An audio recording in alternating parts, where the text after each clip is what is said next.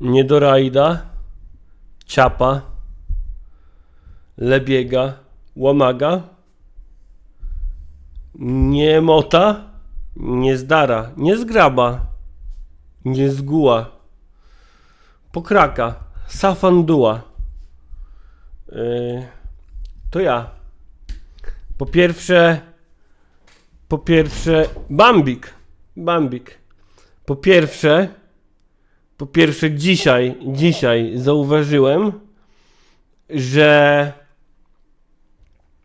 jak w czwartek wrzucałem na Facebook posta o tym, że gościnią w odcinku była Janina Petelczyc, to zacząłem go od słów, taki żarcik chciałem rzucić, no nie? Żarcik taki. I mówię, piszę, że no słuchajcie, to nie jest tak, że co czwartek będzie osoba z Polskiej Sieci Ekonomii. To tak samo wychodzi. I dopiero dzisiaj zauważyłem, że poprzednia rozmowa z osobą Polskiej Sieci Ekonomii, czyli z Maciejem Szlinderem, wcale nie była w czwartek, tylko w piątek. I to jest jedna rzecz. Druga rzecz jest taka, że właśnie prawie straciłem życie. Jakieś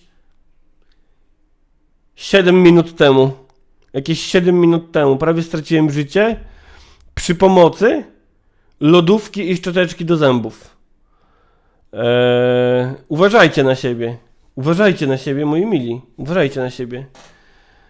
Dzień dobry wszystkim. Witam anarchistyczną sekcję szyderczą, która zaczęła tutaj od postowania linka na czacie. Słuchajcie, anarchistyczna sekcja szydercza robi mi prezent, do którego możecie się dorzucić i tam jest link na początku czata. Siema Kroton Mat, siema Zażaba Morton, siema Jakub Tylutki, siema Dziwny Pies. Poproszę przynajmniej jedną starą anegdotę o Tytusie Hołdysie.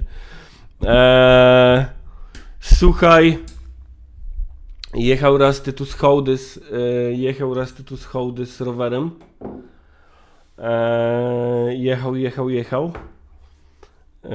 I kurczę, siema Swarley, siema Łukasz, siema Tłumacz Adam, siema Gapson, siema Wojtek Gasperowicz, siema Przemysław Falkowski, siema Zaksoja, siema Miłosz Kazero, siema Julo, siema Justyna M. Hej wszystkim, jestem tu nowa, ale jak się cieszę, że tak wcześnie gilotyna się zaczyna. Nie ma to jak fajna muzyka z rana i porządna dawka egalitarnego zamordyzmu, żeby się obudzić. Siema Justyna,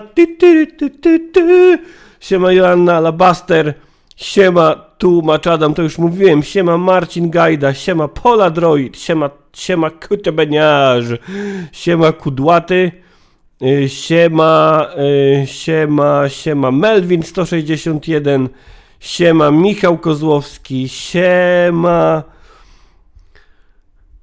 Emet, siema Twaszkie, zaproś w końcu Żynisa, ale każ mu włączyć kamerkę, żeby ludzie musieli zgadnąć, kto jest kim.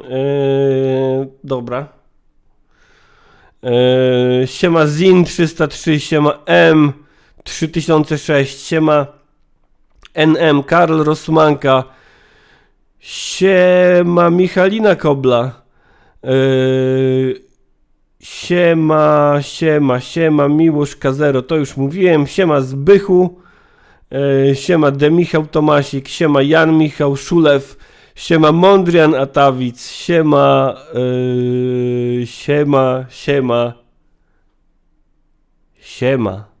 Rafał Lenart, siema potężna spółdzielnia pączków z ananasem, siema Nosferatu, siema Adam Kościelak mówi, Jezu, widziałem te durne tejki tego Kiszaka o game devie i jego genialne polemiki i o Boże, o kurwa, siema Ogórki Kiszone, siema Punkrock Polska, siema Brzoskwina, dzień dobry telewizorku, chyba pora już zaczynać, już dzieciaki uśmiechnięte, już wesoła każda mina. Gdzie są moje okulary do kurwy nędzy?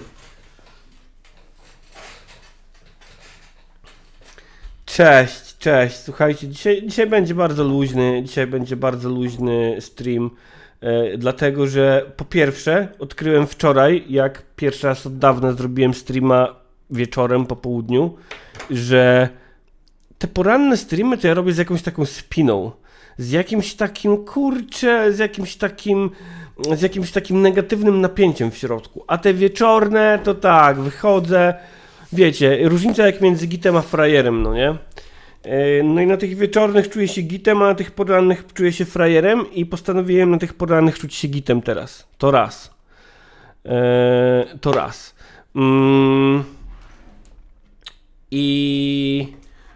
A dwa, że dzisiaj na streamie nadrobimy rzeczy, które miały być w piątek. W zasadzie nadrobimy rzecz, która miała być w piątek, a może nawet nie tyle rzecz, co osobę, która miała być w piątek. Tłumacz Adam, luźno dzisiaj to na co się wkurwiamy razem. Zaraz ci powiem na co. Siema Dźwiedziu. A jeszcze powiem wam do tego, że dzisiaj wstałem w końcu wcześniej. Dokładnie tak jak piszesz, Łukasz. Trzeba wstać wcześniej i się rozładować przed streamem. Dokładnie tak jak piszesz. Jak udaje mi się wstać o 6, tak jak dzisiaj, no to teraz jestem, kurwa, na totalnym chillu. Może to też słońce. A jak zwykle, siema Kacper Czerwonka, a jak zwykle chcę wstać o 6, a jednak wstaję o 7 i mam godzinę do streama i przychodzę na streama taki no to jest tak, kurwa, tak jakoś tak. Siema Bartłomiej Krzosek, ja ci wybaczam, kto jak kto, ale ja ci na pewno nie będę wyrzucał zaspania. Siema Avatar DM, siema Agiot. Słuchajcie, weekend upłynął nam pod znakiem debilnych wypowiedzi polityków.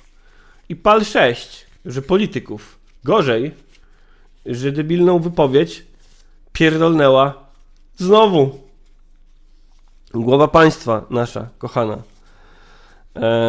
Głowa państwa. Prezydent Andrzej Duda. Andrzej Duda.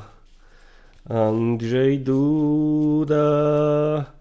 Andrzej Duda.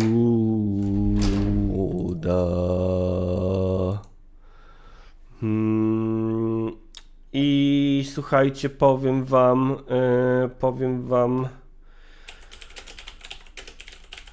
wam, że to, że Andrzej Duda jest pierdołą i można oficjalnie mówić, że jest debilem, to jest jedno. Ale to, że głowa państwa polskiego mówi publicznie o tym, że nie wiem, czy wy to widzieliście, bo to było w tym wywiadzie u Stanowskiego. To było w tym... Czekajcie, ja tu odpiszę szybko.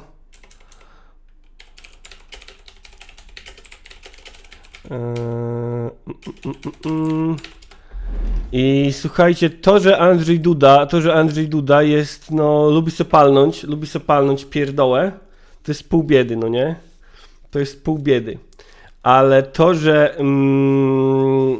że Andrzej Duda publicznie podczas wywiadu u Stanowskiego mówi tak. Generalnie to było tak, że Stanowski i Mazurek spytali go o to, czy według niego Ukraina odbije Krym. A on mówi, że no ja wierzę, że odbije Donieck i Ługańsk. Siema proletariat pingwin. A Krym to ja nie wiem, bo w zasadzie to Krym to był historycznie bardziej rosyjski, zawsze dłużej i ten. I kurwa, oczywiście, że to zostało wykorzystane przez rosyjską propagandę. Oczywiście. Jestem tak stary, że pamiętam jak Polska była najlepszym przyjacielem Ukrainy w kontekście tej wojny z ruskimi. Krym dłużej był tatarski chyba. Możliwe, Żaba Morton, możliwe. Wrocław najdłużej był czeski. A Szczecin niemiecki. Siema Jaro z Lublina. Czy możemy dołączyć Wrocław od Polski, pisze Kudłaty. No właśnie, Wrocław jest czeski, kretikowy. Dobrze, słuchajcie. W tym momencie musimy i chcemy nadrobić też kolejny element, który miał być nadrobiony w piątek. Czy ja właśnie nazwałem człowieka elementem? Mam nadzieję, że nie.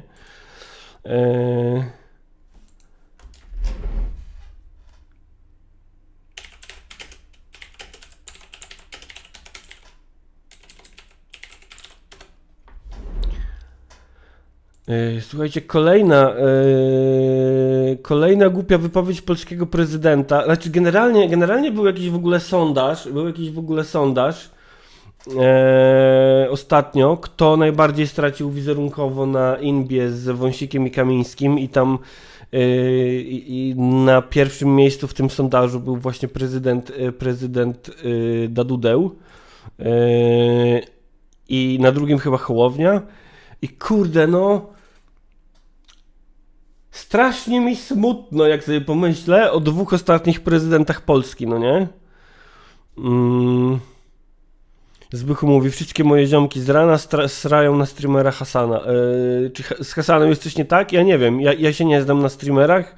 Wiem, że Hasan to lewicowy streamer, ale no jak Zbychu mówisz, żeby na niego srać, to ja ci wierzę. Ja ci wierzę. Łukasz Kucz, dzień dobry, siema Łukasz. Pozdrawiam wszystkich, odłączmy od Polski Otwock. W Otwocku zeznawałem na psiarni w sprawie spoofingu. Było super. Żaba Morton, na Krymie były też kolonie greckie. A wiecie, gdzie leży Krym? Wiecie, gdzie leży Krym?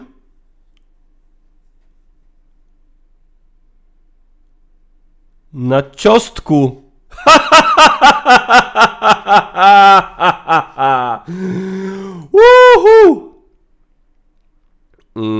No, widzę, że niektórzy wiedzą, ale to ja powiedziałem pierwszy, więc nie ma dowodów na to, że wiedzieliście.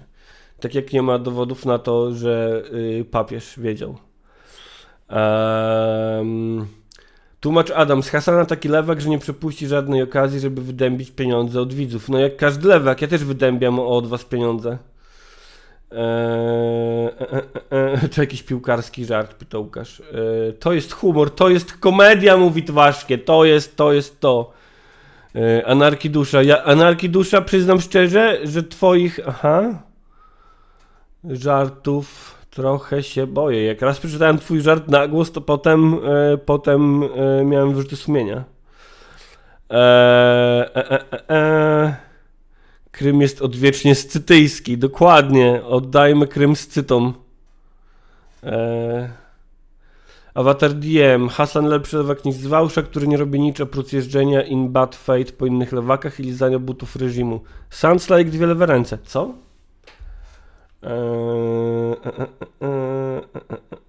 Właśnie, kurwa, dzięki Marcin, że przypominasz, że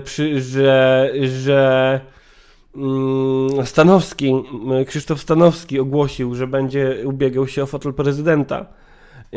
I nie po to, żeby wygrać, tylko po to, żeby pokazać, że politycy to głupie chuje. Jakbyśmy nie wiedzieli bez tego, że politycy to głupie chuje. Pokazując w ten sposób, że politycy to głupie chuje, Krzysztof Stanowski będzie myślał, że robi coś wielce odkrywczego w momencie, kiedy będzie dokładał tak naprawdę jeszcze cegiełkę do tego, że politycy będą jeszcze głupsi i bardziej chujowi. Więc kawki się napije. Kubek też ma od anarchistycznej sekcji szyderczej niedługo. Nie wiem co niedługo. Tu miał być żart o tym, że mam rzeczy od anarchistycznej sekcji szyderczej, ale w zasadzie mam na razie tylko kubek i jak dobrze pójdzie to Stream Deck, więc siema roller.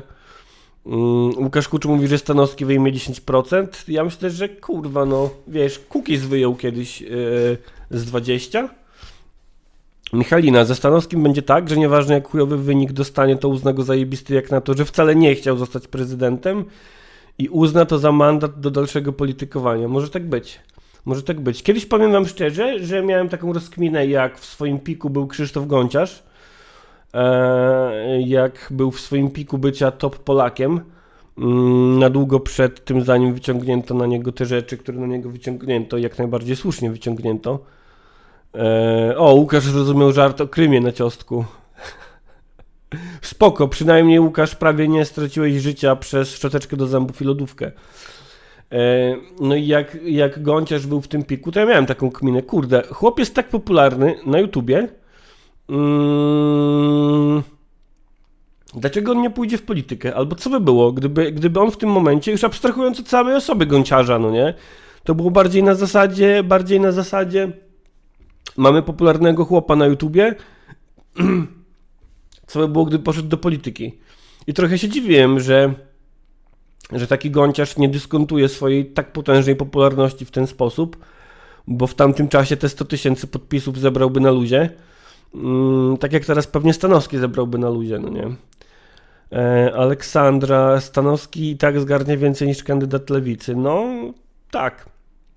Chyba że Lewica w końcu pójdzie po rozum do głowy i wystawi kandydatkę, a nie kandydata. Karl Rosmanka, trudno, mam jedną skarpetę w rybę, a drugą w psa. Mogę to jakieś? Pewnie, że może, ja tak całe życie chodzę i żyję. Gąciarz nie miał wtedy prawa biernego. Faktycznie, no, faktycznie, nie miał 35 pewnie. Aha.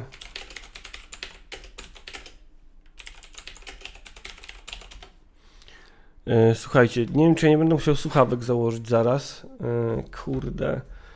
Roller. Co znaczy, że wybory prezydenckie to konkurs popularności, a nie oddanie państwa w ręce osobie, która to państwo wyciągnie? No to prawda, to prawda. Wybory prezydenckie są trochę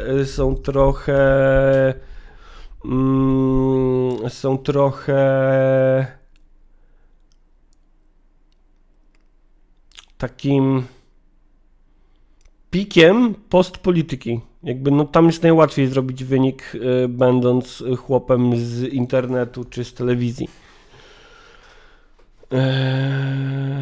Burżuazyjna demokracja, dokładnie.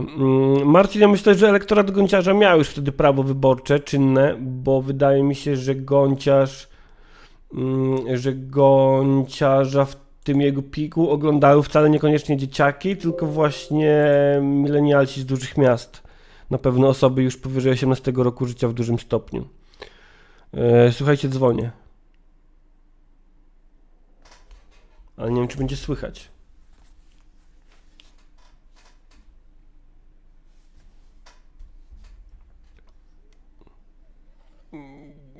Dzień dobry. Nie wiem, czy cię słychać. Poczekaj.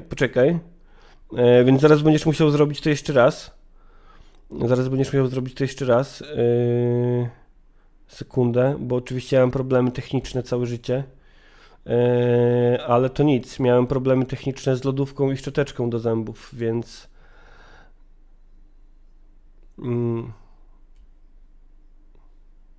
Dobra. Sekundkę. Nie słychać cię, dobrze. Czekaj, tutaj zrobię tak i teraz cię powinno być słychać. Zobacz, czy teraz cię słychać.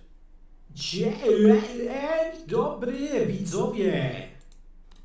Dzień dobry, to ja, wykluczony technologicznie Wojtek Żubr-Boliński, a ze mną jest dużo mniej wykluczony technologicznie, jak mnie mam, Imperator Mrówek. Niszowy youtuber, prawie tak niszowy jak wasz ulubiony youtuber z kanału opiniotwórczego o charakterze Gilotna TV. Siema. Siema, witam, dzień dobry. Nie dostaję znaków, że cię nie słychać, nie dostaję też znaków, że cię słychać, więc chyba cię słychać. Żeby słychać, nie wiem teraz tylko jak dobrze. Ja cię słyszę wspaniale, ktoś tu mówi, że słychać tak sobie. Zrobię cię troszkę głośniej. Wojtek Gasparowicz mówi, że słychać, Radosław Langder mówi, że słychać, Devan Kevan mówi, że echo słychać. Kurwa. Ty w ogóle masz taki problem z echem, ale to dlatego, że ty chyba, nie wiem, na głośnikach lecisz zawsze? Z echem? Tak, i to jest błąd. Poczekaj, ja spróbuję jeszcze to. Właściwie nie ma opcji, żebyś, nie wiem, podgłośnił swoich widzów nie z poziomu swoich głośników, tylko Oczywiście, że jest. OBS-a czy jakiegokolwiek programu, którego używasz do streamowania. Oczywiście, że zapewne jest i słuchajcie, zaraz to spróbujemy zrobić. Czekajcie, tutaj muszę kliknąć. Tak, przechwytywanie dźwięku. Tak, streamer szkalował, sam na stream przyszedł. Słuchajcie, widzowie, jakby ja też robię streamy na moim kanale, co prawda bardzo rzadko. Jest to tak właśnie rzadko z tego powodu, że absolutnie nienawidzę ich robić, bo ja zawsze coś się wykrzaczy technicznie, zawsze się boję, że coś skrzanie. No, Bardzo widzę właśnie, znam ten ból. Dużo łatwiej jest występować u kogoś na streamie, gdzie ta osoba musi się tymi problemami technicznymi przejmować, a nie ja. Okej? Okej. No. Mamy No, sądy. Mam trochę, nadzieję. trochę tak jest, czego jestem najlepszym przykładem, zwłaszcza, że mnie trochę boli, że bardzo często jak mam tych gości i z takim formatem wideo dźwiękowym, to ten dźwięk no jest, kurde, jest taki średni, no nie? I jeszcze ja jadę z tych głośników, kurde, i no tak. Wiesz co ja sobie zrobiłem wczoraj, jak widziałem twój film o game devie? No, Wziąłem sobie audio z niego, twojego gościa, przepraszam, ale nie pamiętam jego imienia teraz, Grzegorz. które miało takie echo. I sobie użyłem dosłownie AI modelu, który ma naprawiać to właśnie echo i izoluje głos zwykły od echa i wyszło nawet spoko. A wiesz, jeszcze moje wykluczenie technologiczne sprawiło, że ja nie nagrałem dźwięku do tej rozmowy na dwie osobne ścieżki, tylko nagrałem go na jedną ścieżkę i jak później to montowałem, to mówię, kurwa mać, Wojtek. Oj, błąd podstawowy, tak, No. tak. Także moje zaplecze technologiczne jest powiedzmy takie sobie. Ale poczekajcie, bo widzę, że teraz tak. Słabo jest, jak zrobię głośniej, to żupr jest za głośno. Ja teraz sobie odsuwam trochę mikrofon. To może poprawić sytuację. Możesz też po prostu zmniejszyć moc twojego mikrofonu i tyle. Mogę? I to jest legalne, tego nikt nie sprawdza. I pewnie w OBS-ie mogę to zrobić, no nie? O Jezu, sprawdziłem sobie teraz audio, ale mój głos jest na echo. Dobra, to ja w takim razie spróbuję jeszcze coś tutaj z tym wykombinować. A ty możesz w tym czasie jeszcze opowiedzieć jakiś żart, dowcip, albo jakąś męską historię. Albo jakąś... Męską historię. przygodę. Znaczy w ogóle mieliśmy rozmawiać właśnie w piątek, na który zaspałeś. Tak. Ha. Shame on me. O męskich zainteresowaniach, naszych męskich zainteresowaniach. Tak. To jest taki lotny temat ostatnio, szczególnie na tym cholernym Twitterze, że jaka jest propozycja lewicy dla mężczyzn i że lewica chce nam zniszczyć nasze męskie zainteresowania, jak nasze męskie gierki komputerowe, czy cokolwiek, co tam uznają za męskie. Ja nawet widziałem take'a, już nie chcę mówić czyjego, że przeklęta lewica piętnuje męskie zainteresowania takie jak majsterkowanie, piłka nożna i świeże powietrze. O, to świeże powietrze, tak, to było zabawne bardzo. Jakby... Poczekaj sekundkę, bo widziałem sygnały na czacie, że było dobrze przez chwilę.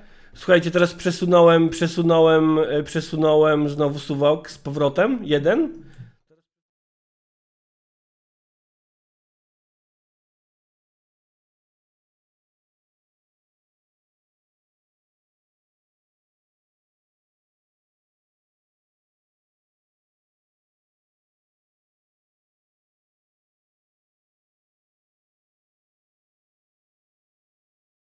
Czekaj, czy ja mam ustawione źle?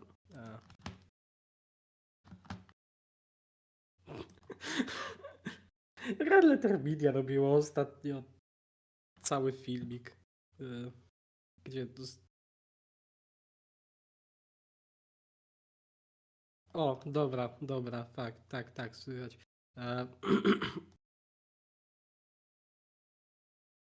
A! Mnie słychać, ciebie nie słychać w ogóle. A nie, jak tu? Co tu się dzieje na tym cholernym streamie? Czyli kurwa. A teraz dajcie znać, jak słychać. Bo poprzesuwałem suwaczki różne i coś się pozmieniało. Czy teraz mnie słychać? Słychać ciebie. Dobrze, chyba jest znośnie. Chyba przesunąłem teraz właśnie Moc mikrofonu. Tak mi się wydaje. O, teraz mówią, że jest git. Dobrze. Dobrze. Dobra, jest zajebiście. Usiągnęliśmy to w końcu, widzowie. Na streamie Żubra jest normalne audio. Słuchajcie, brawo. Kiedyś jeszcze wyjdziemy z tego. Wierzę. Tak, Jeszcze męskie historie. wierzę w lepszy świat. Dalej nie pamiętam tekstu, a lubiłem tę piosenkę Cugowskiego bodajże. Cugowskiego? Tak, ale właśnie. A muzyka. Teraz właśnie mówię o muzyce. A muzyka to jest takie jedno z moich mięskich zainteresowań. To prawda, rozmawialiśmy kiedyś o muzyce i faktycznie pamiętam, że było bardzo testosteronowo.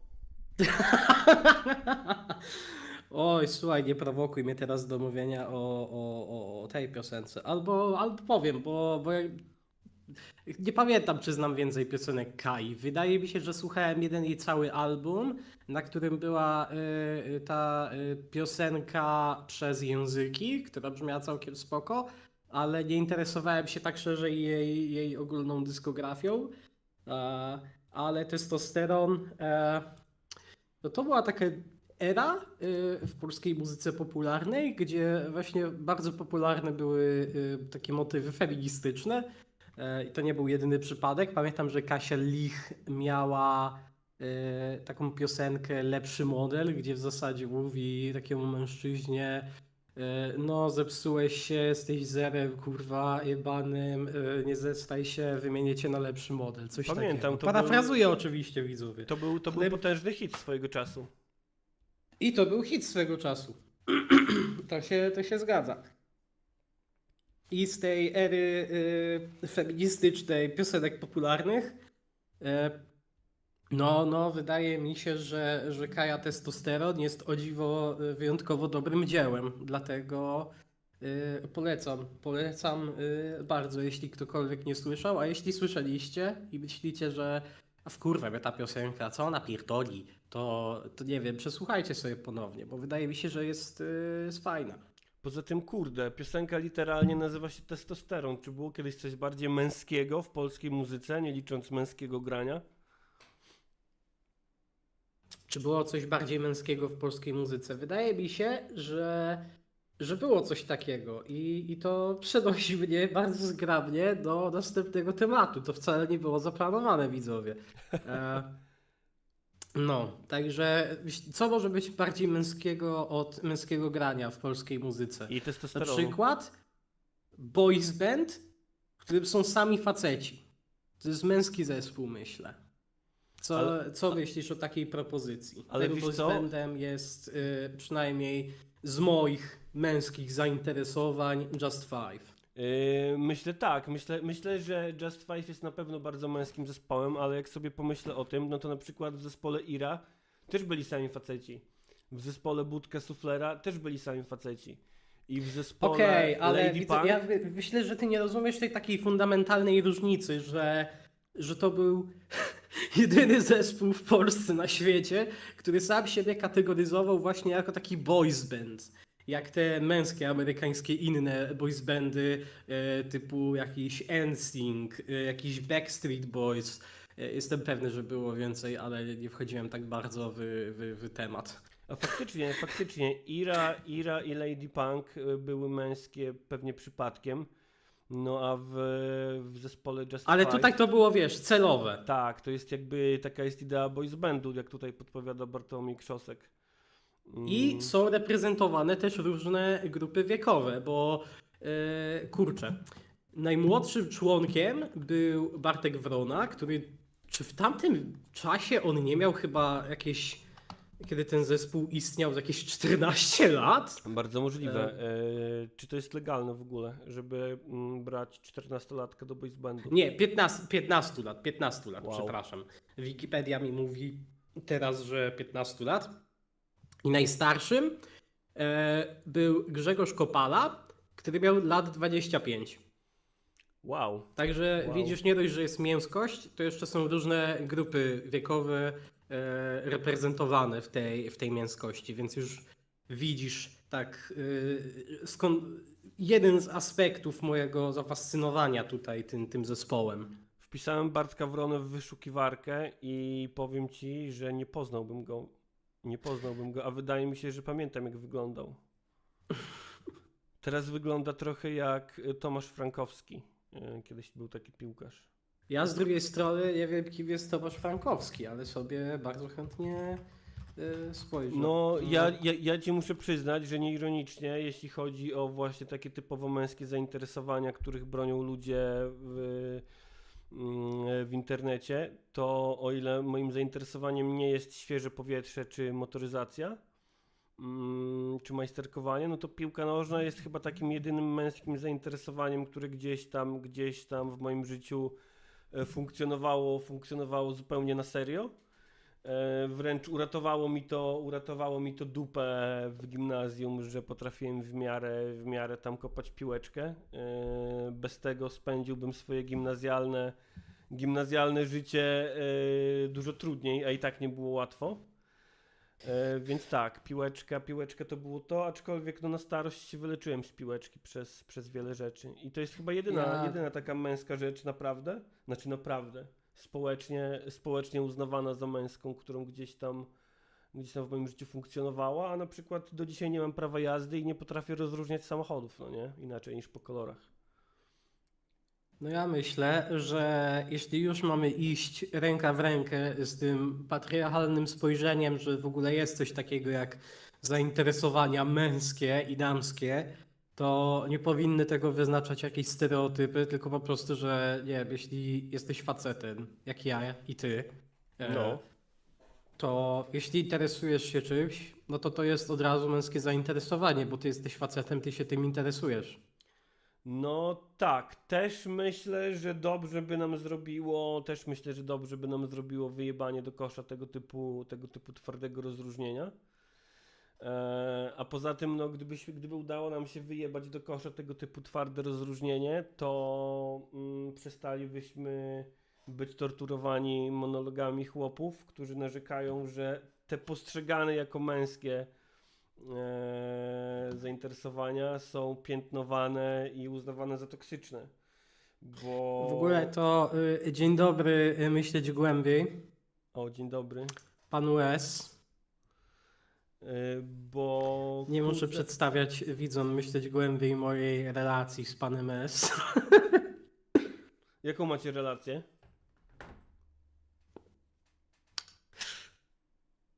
Postępową. Oho. Tak to nazwę. Wracając do wątku, no myślę też, że to, że mamy chłopów narzekających na to, że tego typu zainteresowania są toksyczne, jest w ogóle jakieś odklejone od rzeczywistości, bo nie sądzę, żebyśmy żyli w społeczeństwie, gdzie ktoś kogoś piętnuje za oglądanie piłki nożnej.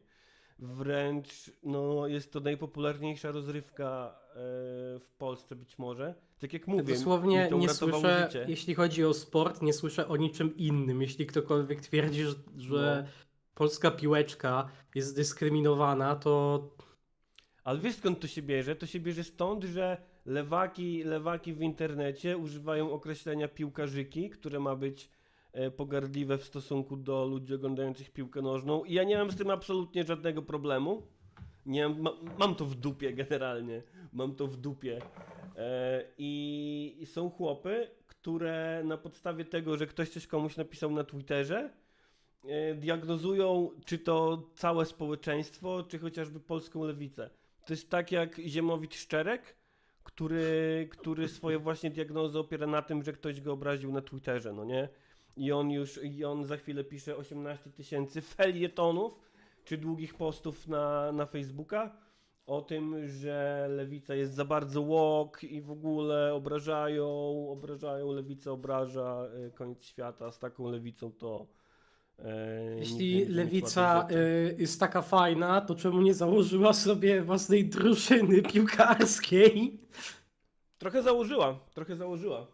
O! No, trochę założyła. Jest w Warszawie klub, który nazywa się AKS Zły. Stara się jakby równoznacznie traktować sekcję żeńską i męską. Gra tam w niższych ligach. jest bardzo, no bardzo lewacki w swoich założeniach, bo nie ma też hierarchicznej struktury władz klubu, tylko jest jakby własnością społeczności. Dostał nawet jakąś nagrodę od UEFA. Z jednej strony wiadomo, nagrody od UEFA nie wiem, czy są czymś, czym warto się chwalić, a z drugiej strony no dostał za to czym jest, więc tak, jest lewicowy futbol w Polsce. Wow, niesamowite. Przykro mi, że się tym nie interesuje, niestety, ale dobrze, że mówisz. Bez tego bym nie wiedział. Tak, tutaj jeszcze Kudłaty podaje ten przykład niemiecki St. Pauli. Czy można nazywać St. Pauli tolerancyjnym i lewicowym klubem? Z Kudłaty moim zdaniem chyba można. Moim zdaniem chyba można.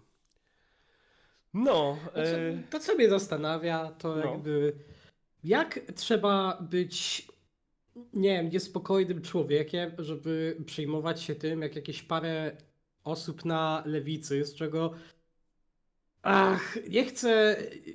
nie chcę srać do własnego domu, ale umówmy się, jakby większość społeczności lewicowej na Twitterze to nie są osoby jakoś rozgarnięte. Jestem pewny, że jakieś 70% z nich to nastolatkowie.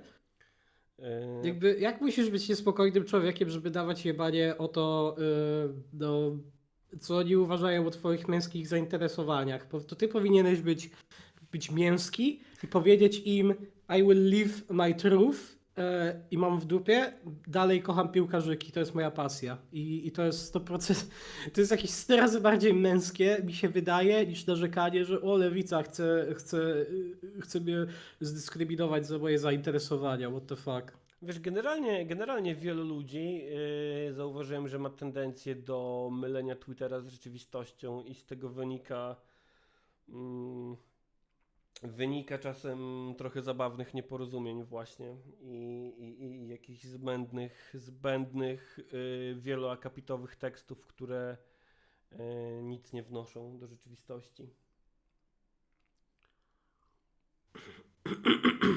Ostatni raz Twitter miał wpływ na rzeczywistość jak Nitras podczas kampanii wyborczej musiał przepraszać chłopa z Twittera za to, że go odfollowował. No. Znasz tę historię? Nie, ale jak powiedziałeś teraz out of context, to śmieszne. Znaczy, pewnie jak to miało miejsce, to pewnie gdzieś tam to słyszałem od osób trzecich, ale wiesz, jakby to jest Twitter, jakby te rzeczy z zasady powinny ci wylatywać ze łba. No tak, a to wiesz, to aż o wiadomości TVP zahaczyło ówczesne i media, że polityk z Platformy został zmuszony do przepraszania chłopa z Twittera. I obecna ministra zdrowia też jakby wrzucała wpisy pod hashtagiem Adaś wróci, Nitras przeproś Adama. Przypominam, nie za to, że coś mu powiedział, no trochę też, ale nic wielkiego, ale przede wszystkim za to, że go odfollowował, no nie? Jezusie, nie, świat polityki to jest...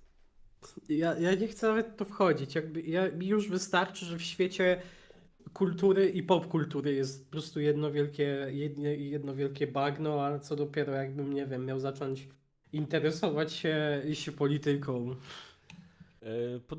Podobno o polityce publicznie jakby robią z mówienia o polityce swoją, nie wiem, główną cechę charakteru czy pracę ci ludzie, którzy nie mają już lepszego pomysłu na siebie i no wygląda na to, że jestem jednym z tych ludzi niestety. A co masz na myśli mówiąc bagno w popkulturze? Bagno w popkulturze.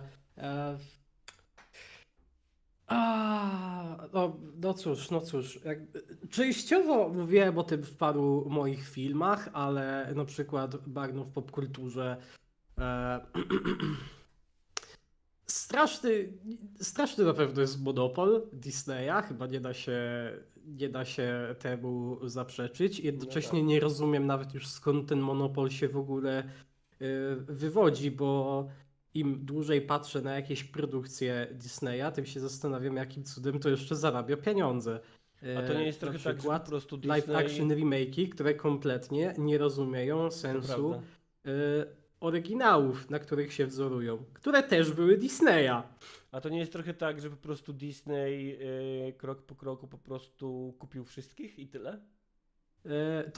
To też jest bardzo, bardzo przerażające. Jestem ciekaw, kiedy to pierdolnie.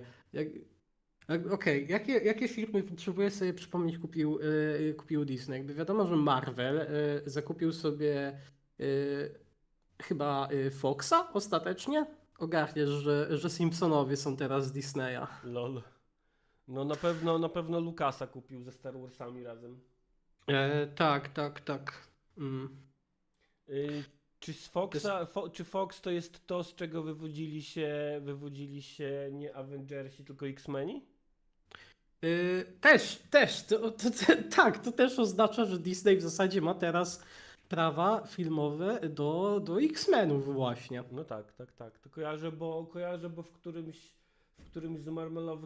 z marmelowych filmów pojawił się ostatnio chyba ten Xavier w scenie po napisach. Wiesz co, musiałbym... Jakby ta wiedza musiałaby wymagać ode mnie, żebym faktycznie oglądał te filmy superbohaterskie. Okej. I przestałem oglądać w pewnym momencie te filmy superbohaterskie. Ja nie wiem, co się tam w ogóle dzieje. Jeśli wiem, że coś się dzieje, to dlatego, że widzę upload, jak Red Letter Media zrobiło kolejne Half in a Bag recenzje kolejnego taśmowego filmu Marvela, który nic dosłownie nie znaczy. I ludzie, jak tylko będą mieli moment, szansę, żeby powiedzieć o nim jakoś głębiej, to już za chwilę będzie następna premiera. Wydaje mi się, że to jest jakiś też sposób Disneya. Wydajesz tyle filmów, że nie wiem, czy masz jakoś szansę na zrobienie większej jakiejś, nie wiem, analizy, introspekcji na ten temat. No, Bo musisz się już interesować tym, że za 5 miesięcy, czy nawet mniej, Nie wiem właśnie będzie o co kolejny chodzi. film, który będziesz musiał obejrzeć. I wszystko to już ma tę formę serializowaną, którą żygam. Jakby Disneyowi zrobiłoby bardzo dobrze, według wielu ludzi, to nie jest tylko moja opinia, ale to jest jednocześnie dowód anegdotyczny, żeby jak już skończyli ten główny storyline, przepraszam, spoilery do Endgame, ale jak już Iron Man ginie i Thanos ginie i ten konflikt jest zażegnany, to żeby oni po prostu zrobili sobie przerwę. Jakby zakończyliście storyline, to jest No, tak jakbyście tak, skończyli sezon serialu telewizyjnego i mieli przerwę na zrobienie następnego. I czemu tej przerwy nie wzięli? Bo trzeba pompować, bo ten plan... Od kogoś słyszałem, że to jest plan... To był plan jakiś 20-letni nawet. Jakby te rzeczy idą strasznie daleko do przodu. a to nie jest też trochę tak, że oni mają do tego takie Netflixowe podejście, że Netflix, skoro ma już swoją platformę streamingową, to trochę niekoniecznie zawsze przykłada wagę do jakości swoich własnych produkcji i to jest tak, że po prostu content trzeba napierdalać i jazda. I jest. To jest w zasadzie coś, o czym powiedziałem już wcześniej, no, że tak naprawdę tych na przykład superbohaterskich filmów masz tyle, że no tak, to jest taka trochę kopalnia kontentu. Najzabawniejsze jest, jak obserwujesz sobie, że na tym Disney Plus cholernym sobie zrobią serial na przykład jakiś i oglądasz sobie ten serial, nie wiem, krótki, 6-odcinkowy i myślisz sobie, to spokojnie mógłby być film, czemu to jest tak bardzo rozciągnięte. Nie oglądałem co prawda wielu takich seriali. Jak już cokolwiek było, to obejrzałem Kenobiego. I to tylko dlatego, że ja po prostu mam sentyment do prequeli, nawet nie tyle, że je lubię, po prostu mam sentyment do prequeli. I fajnie mi było wrócić do tych postaci. I No to wygląda tak, jakby rozciągnęli jeden normalny, fajny film pełnometrażowy po prostu na 6 odcinków serialu. Ja tylko w międzyczasie tutaj pozdrowię Kroton Mata, który leci do pracy i trzymaj się tam Mat i dzięki za... Trzymaj się, miłego dzięki dnia, mordo, za nie daj się suba. zajebać. I pozdrawiam też serdecznie anarchistyczną sekcję szyderczą, która właśnie zamknęła zbiórkę na sprzęt typu Stream Deck dla mojej skromnej osoby. I widzę tutaj już Kudłatego, który śpieszy z komentarzem, że już nie może się doczekać, żeby zobaczyć, jak nie ogarniam tego sprzętu. Więc tak, więc dziękuję serdecznie wszystkim, którzy dołożyli tam swoje 3 grosze albo i 4. A co do prequeli, to ci powiem, że no tutaj widać różnicę pokoleniową między nami. Ja jestem z tego pokolenia, gdzie ludzie mówili, że nienawidzą prequeli. I sam byłem bardzo niezadowolony z nich swego czasu. Aczkolwiek Znaczy myślę, wiesz, że... jakby musisz wziąć pod uwagę, że kiedy prequele wychodziły, to ja miałem może z jakieś 4 lata. Y, no bo jestem rocznik 99, więc te późniejsze prequele. Więc przez jakiś czas, kiedy to akurat wychodziło na jakieś DVD i tak dalej, to po prostu to było jedyne, co oglądałem. Bo to akurat miałem na komputerze. No bo tak, no tak. mój ojciec był fanatykiem Star Warsów, dalej jest. Avatar DM mówi, że jeszcze ze Star Warsów warto Andora obejrzeć. Też słyszałem takie głosy, że... Często że słyszę, warto, myślę, no. żeby się zainteresować, bo ja mimo wszystko lubię historię w tym uniwersum. Tylko za mało bierze pod uwagę to, że Jedi są trochę chujami i idiotami jebanymi. Tak, to prawda. Myślę, że I- warto trochę wyjść obok tego. I skoro już mówię o moim ojcu, no to z moim ojcem w ogóle mam taką różnicę poglądową, bo on jest szurem, antysemitą, wyborcą Konfederacji. No i pewnie czasami się zastanawia, tak biedny kurna, jak ja wychowałem, gdzie ja zrobiłem błąd, że wychowałem syna lewaka. Z drugiej strony ja obwiniam fakt, że pozwalał mi oglądać prequele, których historia skupia się głównie na tym, jak do władzy dochodzi faszystowska dyktatura. No tak, to prawda, to prawda, celne. Także szachmat.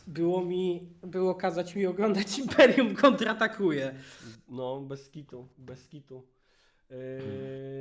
A tutaj ja ci powiem, że ja też lubię historię w Gwiezdnych Wojnach i generalnie całe Andor życie warto uważam się za obejrzeć. Star Warsiarza.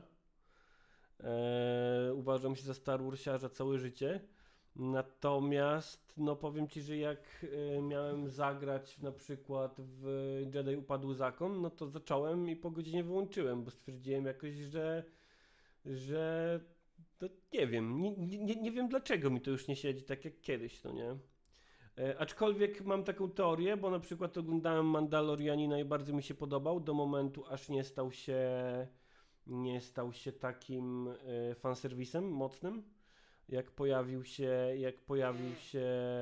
CGI-owy Luke Skywalker, to był chyba ostatni moment, jak oglądałem Mandalorianina. Ale to wyglądało źle w ogóle, to całe CGI. Tak, to swoją drogą. Adam Kościelek mówi Fallen Order spoko. No, ja jakby nic nie mam do tej gry. Nic nie mam do tej gry. Po prostu nie potrafię zidentyfikować, dlaczego nie potrafiła mnie wciągnąć na dłużej. Ach, czy Fallen Order, popraw mnie jeśli się mylę, ale czy to nie jest gra, którym sobie grasz takim jednym ocalałym Jedi i to ma być z zasady chyba takie trochę Dark Soulsowe? Trochę Czy to- walka jest soulsowa, tak, ale ogólnie jest tak jak mówisz. No walka to są takie trochę Souls-light. I tak sobie, jak sobie myślę, że miałbym machać mieczem świetlnym grając w komputer, to chyba bym próbował raczej zainstalować Jedi Academy, ale to też kwestia nostalgii, bo grałem w to za dzieciaka, chociaż tutaj panu N na czacie pisze, że Jedi Academy jest lepszy niż Fallen Order. No ja No, mogę ja się pamiętam, zgodzić jak o tyle. oglądałem cały czas, jak mój ojciec po prostu siedzi sobie przy komputerze, jak jeszcze był gamerem i właśnie nawalał w te gierki, które opowiadały historię Kyla Katarna. Ciebie nie dopuszczał do Kyla Katarna? Znaczy, mogłem grać, ale szczerze powiedziawszy, nie interesowało mnie to, ssałem nie umiałem. Okej. A poza tym ja miałem swoje giereczki, które też są męskie, ponieważ ja się nimi interesuję, więc z tej zasady są męskie. Jak seria Sonic the Hedgehog. Okej. Nigdy nie rozumiałem fenomenu Sonika, powiem ci szczerze. Zawsze jak podchodziłem do Soników tych dwuwymiarowych, to też szybko odpadałem.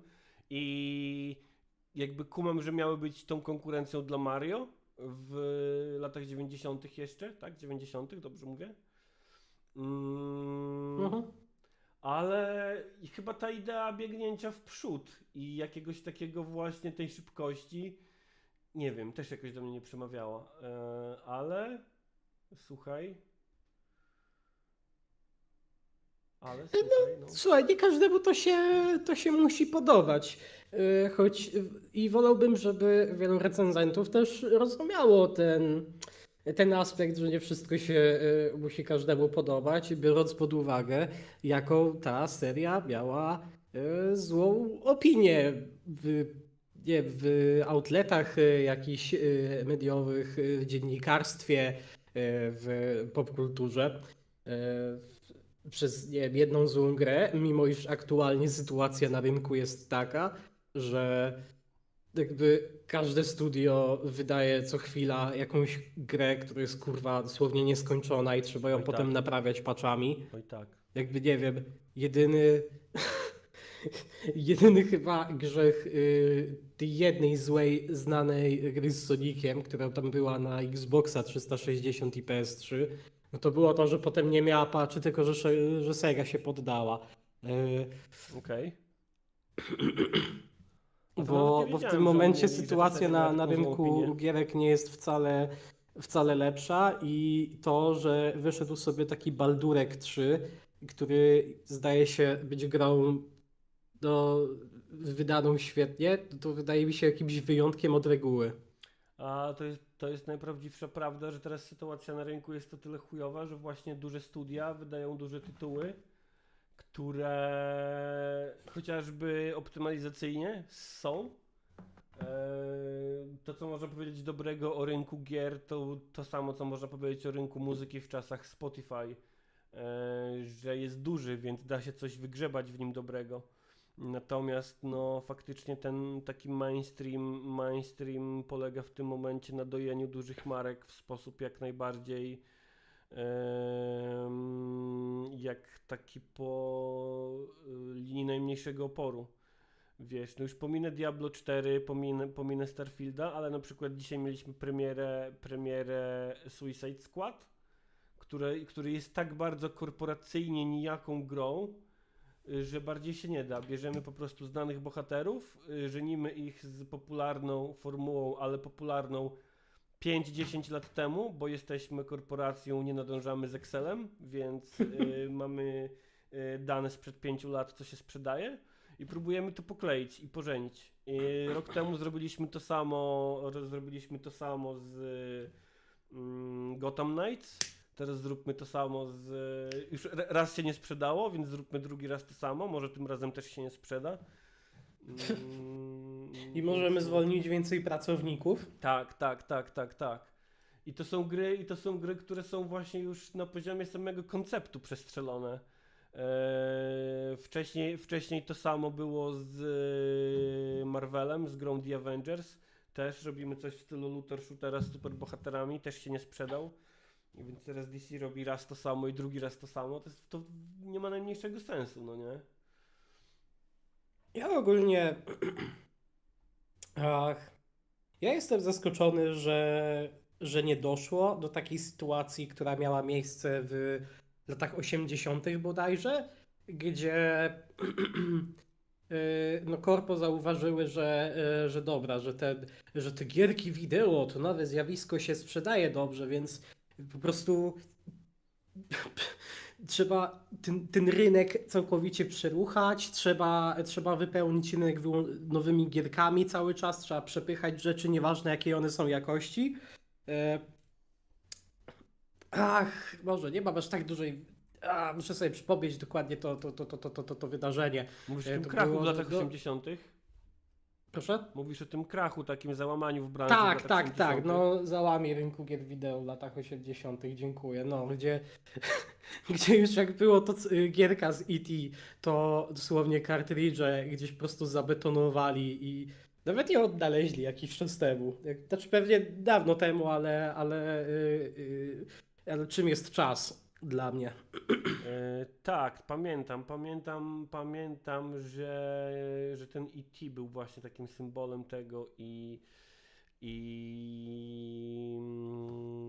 właśnie też tego, że wtedy był taki moment, że tych gier było dużo i były niskiej jakości i trochę to jest teraz też w pewnym sensie, trochę.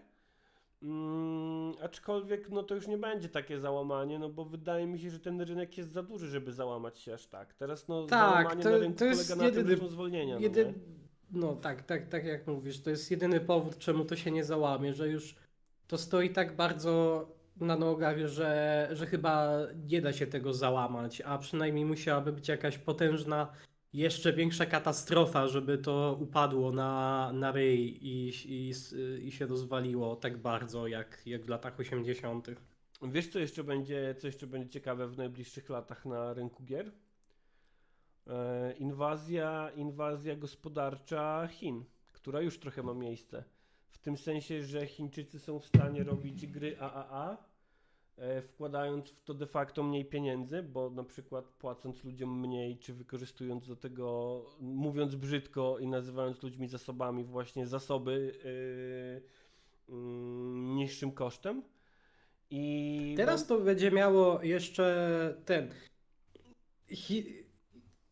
Chiny mają jeszcze teraz to szczęście w pójście w to AAA, że no doszło do tego rozwoju, wiesz, narzędzi AI, które tak naprawdę pozwalają wypluwać content przy użyciu jednego prompta. Więc to tylko ułatwia te sytuacje, że te gierki można robić w tak leniwy sposób, bezduszny absolutnie, a i tak będą się sprzedawać, ponieważ gracze lubią, kiedy im się sra do ryja. Dziękuję za te słowa.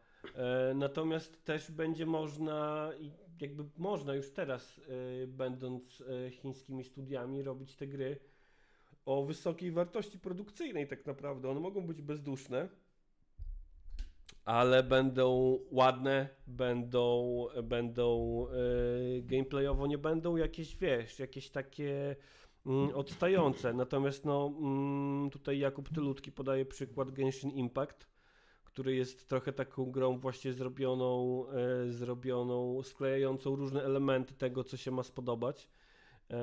I to działa, no nie? No plus jeszcze trzeba dodać to, że Chińczycy mają za pośrednictwem Tencenta i Embracera swoje udziały w zasadzie w całej branży, no nie? Myśleć głębiej Tak. mówi, że słucha nas więcej osób niż Żukowskiej w Polskim Radiu. Zwycięstwo. Tak. Teraz musi mnie odbanować na Twitterze Żukowska. Takie są przepisy. To jest prawo. Tak mówi prawo. Tak. Prawo dżungli, Twittera. Męskie lewicy, prawo. I guess. Męskie prawo. Męskie prawo. Uga buga. Teraz będę miał prawo ją pożreć rytualnie. Teraz nie, ewentualnie wiesz, jak powinno wyglądać twoje odbanowanie. Musicie po prostu, wiesz, stanąć naprzeciwko sobie Na ubitej ziemi. przy stole do piłkarzyków i po prostu kto wygra, no to jakbyś ty wygrał, no to by cię odbanowała, a jeśli ona by wygrała, To jest taki paleolibertarianizm. Paleolibertarianie lubią takie klimaty. Że generalnie no, jak jesteś silniejszy, to masz prawo tego drugiego w równym pojedynku pokonać. No jak go pokonasz, no to nie wiem, możesz go pożreć na przykład, no nie. zrobić sobie maskę. Zabrać mu expa. Tak, zrobić sobie maskę z jego skóry i nosić jego ubranie rytualnie.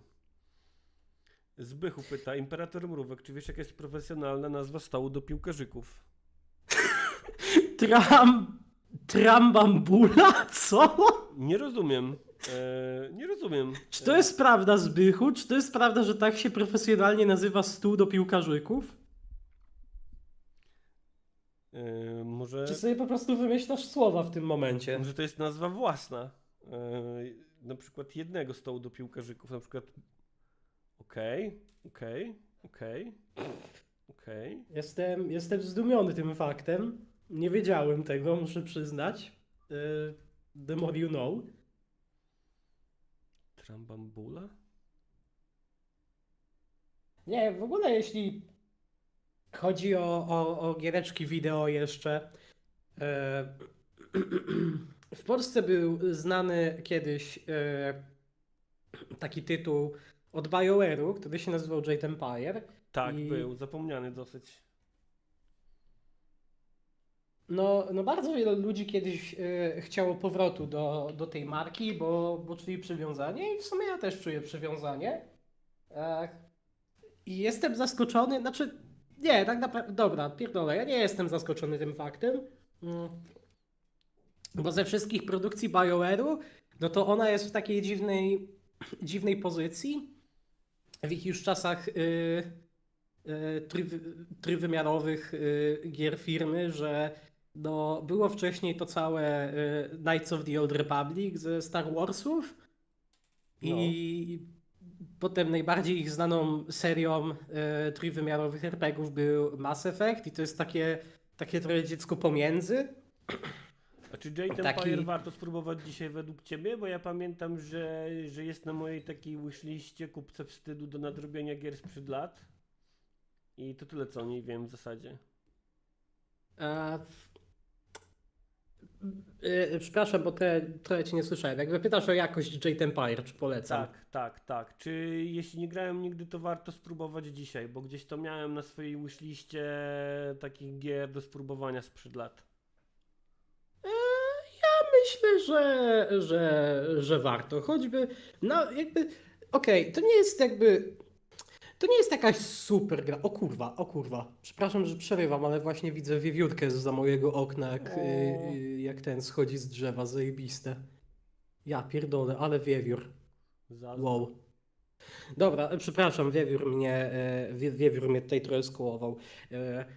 Czy Jade Empire warto zagrać? Myślę, że warto. Jeśli się człowiek interesuje tymi RPGami, to jest takie, nie wiem, ciekawe dziecko przejściowe tego rynku. Jakby największy problem Jade Empire był taki, że nie wiem, nie pamiętam, czy to była jakaś decyzja odgórna, czy sami deweloperzy chcieli w tym czasie po prostu gonić za tym, żeby jeszcze widać grę na oryginalnego Xboxa, kiedy wiadomo było, że będzie niedługo premiera Xboxa 360. Okej. Ale w efekcie tego ta gra była trochę pospieszona. Elementy fabularne według mnie mogły być nieco bardziej rozwinięte i jeśli znacie gierki BioWare'u, to ta gierka wciąż cierpi na to, że na przykład aspekty romansu są bardzo sztuczne i mechaniczne, ale wciąż jest wiele rzeczy, które się da lubić w tej grze. Jakby system walki nie jest jakiś super zaawansowany, ale wygląda ładnie i mi się podoba i bardzo lubię. Postacie są fantastyczne. Wydaje mi się, że klimat jest... Nie potrafię sobie wyobrazić, chyba nie wiem, jakakolwiek gierka, która wyszła po Jade Empire w takich klimatach właśnie, nie wiem, starożytnej Azji, No, na która pewno była klimat jest jakkolwiek oryginalny. mainstreamowa, to była Sekiro. W zeszłym roku był jeszcze Wulong. Taki też Znaczy też mogę są tutaj taki pierdolić, bo ja świeży. też nie jestem jakimś super zaangażowanym graczem Ale jakbym miał właśnie sobie przypomnieć jakikolwiek inny tytuł, który idzie mocno w tę estetykę, to byłoby to Sekiro. Ale w Jade Empire też ten klimat jest niezwykły, nawet jeśli no wiadomo, że trochę ząb czasu dotknął grafikę, ale szczerze powiedziawszy, ludzie według mnie powinni przestać dawać jebanie o grafikę. Zgadzam się. Dopóki czujesz atmosferę, którą gra próbuje ci, nie wiem, przekazać, to wydaje mi się, że gra zrobiła dobrą robotę i wydaje mi się, że Jade Empire zrobiło dobrą robotę przez muzykę, otoczenia. Myślę, że kiedyś nadrobię, natomiast jeśli chodzi o RPG, no to ja mam dużo do nadrabiania, zaczynając od Falloutów. Ja też, ale ja jestem zbyt głupi, żeby próbować grać w te stare Fallouty. Jednak jestem zbyt zoomerskim graczem.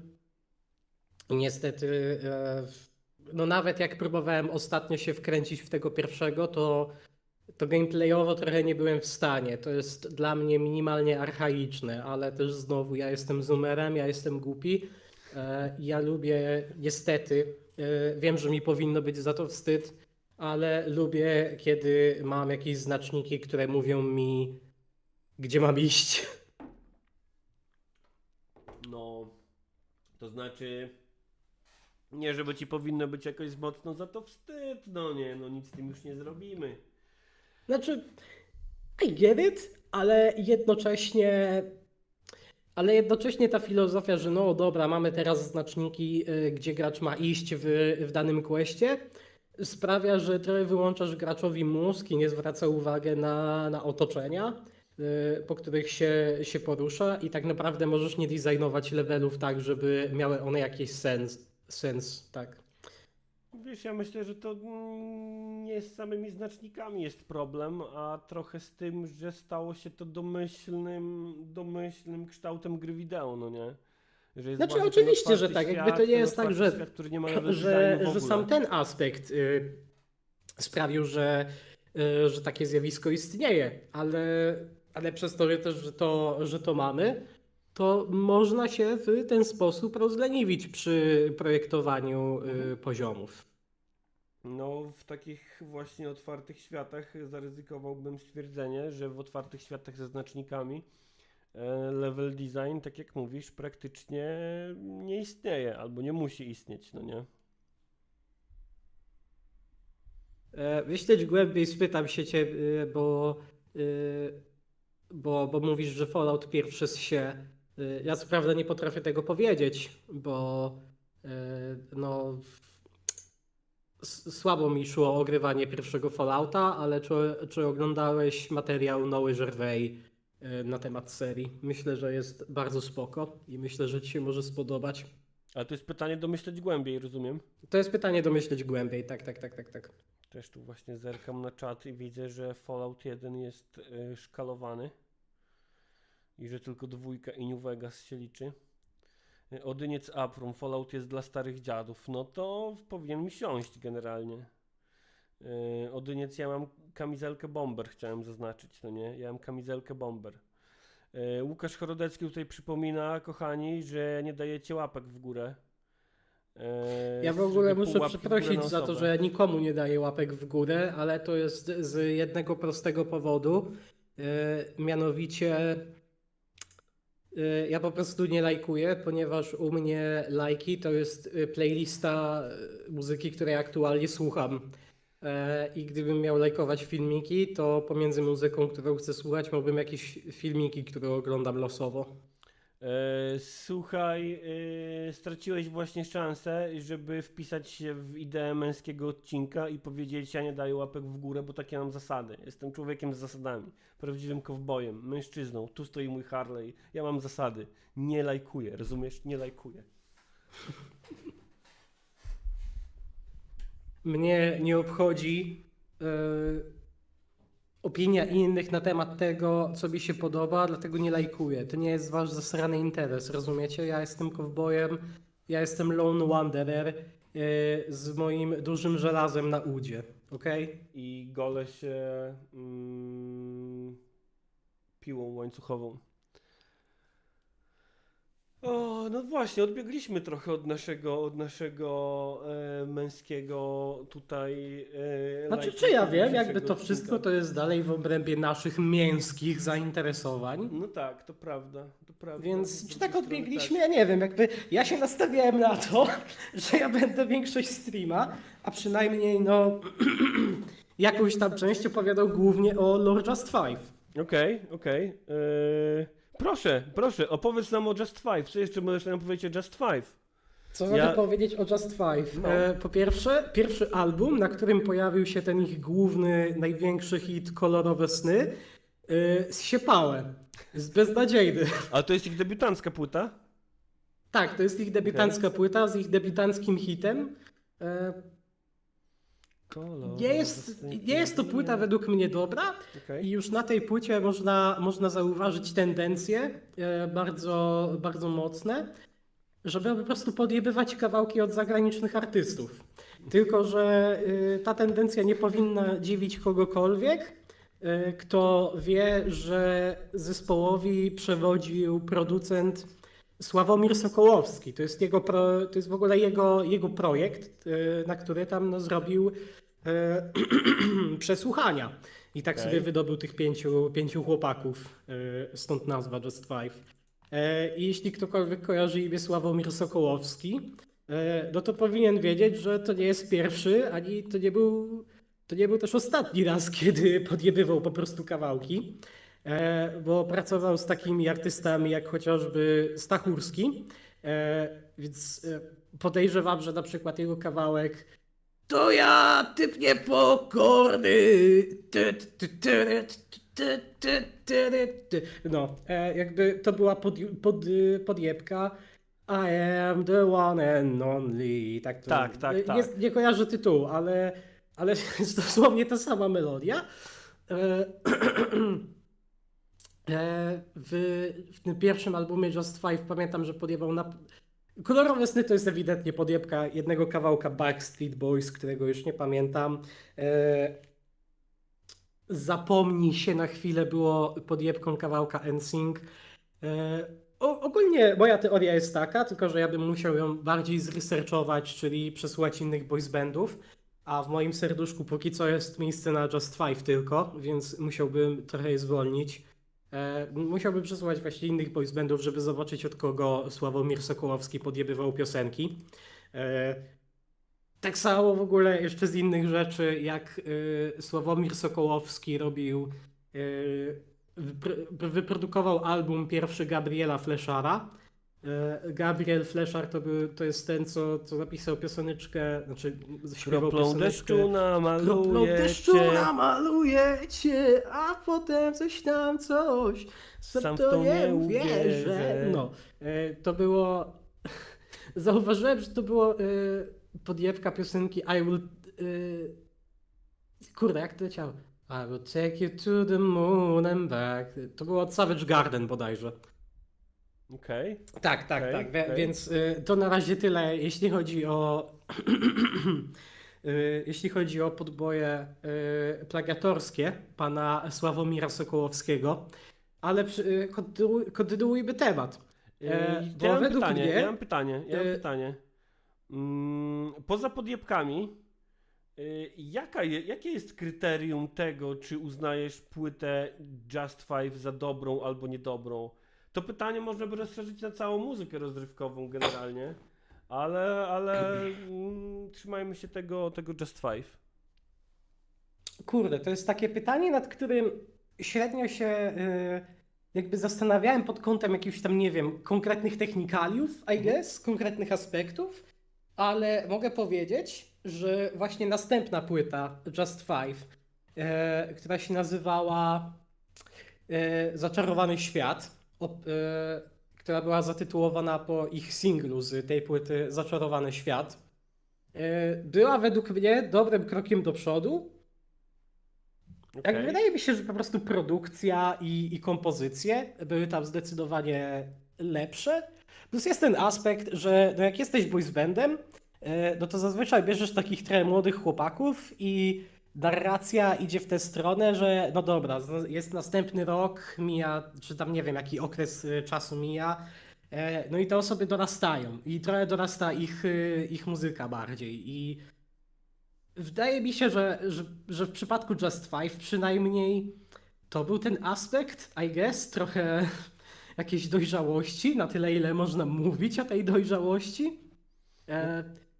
Jakby wiesz, ja nie wiem, czy przypadek Just Five mogę jakoś aplikować do reszty muzyki, jakiej słucham. Jakby u mnie to zainteresowanie wynikło z tego, że po prostu mam fascynację z artystami jednego przeboju Okej.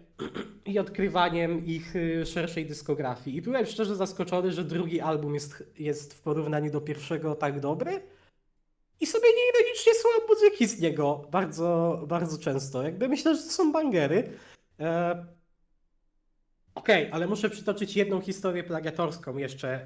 No. Znaczy, kurna, ja to będę musiał przytaczać na każdym albumie, ale na tym drugim albumie Zaczarowany Świat pojawia się piosenka Black Jack. Widzisz taki trochę, takie pójście trochę w doroślejsze tematy. Co prawda dalej jest oczywiście śpiewanie o tym, jak to kochamy cię dziewczyno, jesteś najpiękniejsza, jestem dla ciebie nadzieją. Ale Blackjack, się w ogóle, nie wiem jakby czy to było po prostu napisane do reklamy, czy to było wcześniej i jakoś przemyślane i pojawił się od A, bo był batonik Alpen taki, Gold, faktycznie.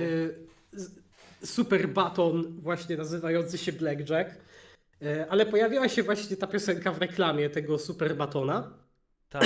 Tak, teraz mi coś dzwoni, że było coś takiego, no. I te reklamy w ogóle można dalej znaleźć w internecie, jakby się ktokolwiek zainteresował. No i zauważyłem, że ta piosenka ma dosyć charakterystyczny beat. Zastanawiało mnie, skąd się to wzięło. I potem usłyszałem sobie, jak kiedyś pracowałem na lotnisku, w playliście, która leciała u nas, piosenkę od... O mój Boże, jak się ta grupa nazywała? Pozwól, że sobie tutaj wyszukam.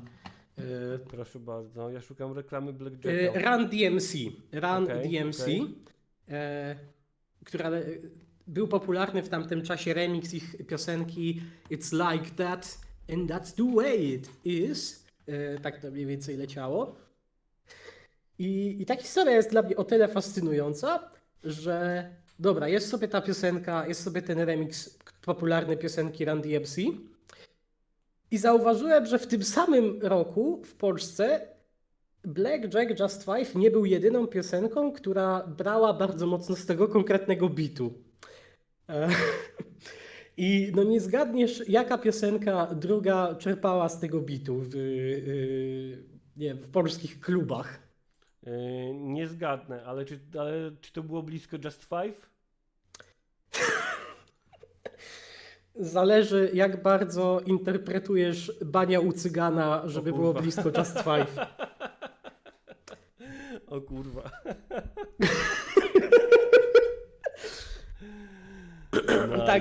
Także tak. Czyli może obejrzymy To jest w reklamę istocie na streamie. fascynujące. Reklamę Blackjacka. I to był, tak, jedno to jest banger klubowy, drugie to jest reklama kurwa batonu. Uwaga, puszczam.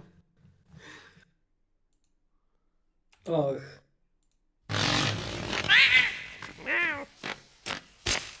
Zbliża się wygrany słodki smak. Ty, bez kitu. Czujesz moc? Dziś poraził nas. Bania ucydzana.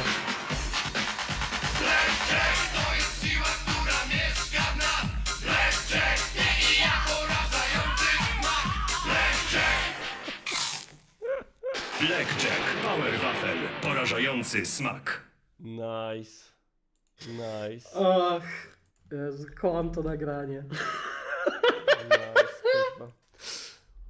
A w ogóle wiesz, w ogóle... We solved racism, tak, Just Five rozwiązało rasizm. Powinniśmy ich kochać za to. Zwłaszcza, że to prawdopodobnie były okolice roku 2000? To był konkretnie 98. O kurwa, to jeszcze dużo wcześniej, to jeszcze nieważne, bo chciałem tutaj jakoś szukać nawiązania do sytuacji w polskiej piłce nożnej z naturalizacją Emanuela Olisadebe, ale widzę, że to oni aż tak wyprzedzili swoje czasy. Wiesz co, z takich artystów, którzy również są w szeregu moich zainteresowań, którzy bardziej odnosili się do tematu piłeczki nożnej, Norbi. był Norbi. Tak, ale to jest historia na inny czas i mam nadzieję, że na inny kurwa filmik. Kiedyś w końcu napiszę filmik o Norbim i udowodnię, że Norbich jest dwóch. Dlaczego jest dwóch Norbich? Jeden robi muzykę, Nie a chcę drugi teraz w to występuje wchodzić, TVP? Szupry. Mogę ci Dobrze, wytłumaczyć na rozumiem. streamie, ale nie chcę teraz mącić narracji. Rozumiem. No. Więc masz album Kolorowe sny i Zaczarowany świat. No i znowu narracja musi iść w kierunku, że chłopcy dorastają. I jaki jest nieunikniony etap każdego boys bandu? Wąsy. Bad boy face. Jesteś Okej. bad boyem, Okej. musisz pokazać, że jesteś badassem, jesteś mięski i tak dalej, i że się ubierasz w bardzo wyzywające ubrania. Chciałem przynajmniej na tyle, ile ci przerwać na korporacja szybko. pozwala. Chciałem tylko przerwać na szybko. Panie Krzysztof Wójczek, powodzenia tam z instalowaniem Linuxa. Jest łatwiej niż się wydaje. Ja 2 razy instalowałem Linuxa, było super. Polecam. Kontynuuj. Bad Boy Face. No więc tak, Bad Boy Face. I jakby już nawet bez samego omawiania muzyki, potrzebuję, żebyście spojrzeli wszyscy na to, jak szły do przodu tytuły. Oho. Są kolorowe sny, okej, no jakby to jest takie bardzo, no pastelowe to nazwijmy, tak najprościej. Dalej jest Zaczarowany świat, Mhm. dalej jesteśmy trochę w tym kierunku. I nagle trzeci album, którego tytuł Destroyer Jest. of the Worlds. Cienie Wielkich Miast. Okej. Czujesz, kurwa, ten kontrast? Okej, no. A... No i oczywiście mieli tam takich parę bardziej już piosenek o zaostrzonej charakterystyce. Chyba najbardziej to widać przez to, że jednym z muzyków sesyjnych, który brał udział w nagraniach do tego albumu, był gitarzysta z zespołu metalowego polskiego, który się nazywał Turbo. Wow. Słuchałem Kto to jest kiedyś Imperator Turbo za Mrówek? dzieciaka. Dlaczego rozmawiamy od pół godziny o Just Five? Rozmawiamy o męskich zainteresowaniach, bo to jest nośny temat i to jest Tak. moje męskie zainteresowanie. Tak, dokładnie. Dokładnie tak jest.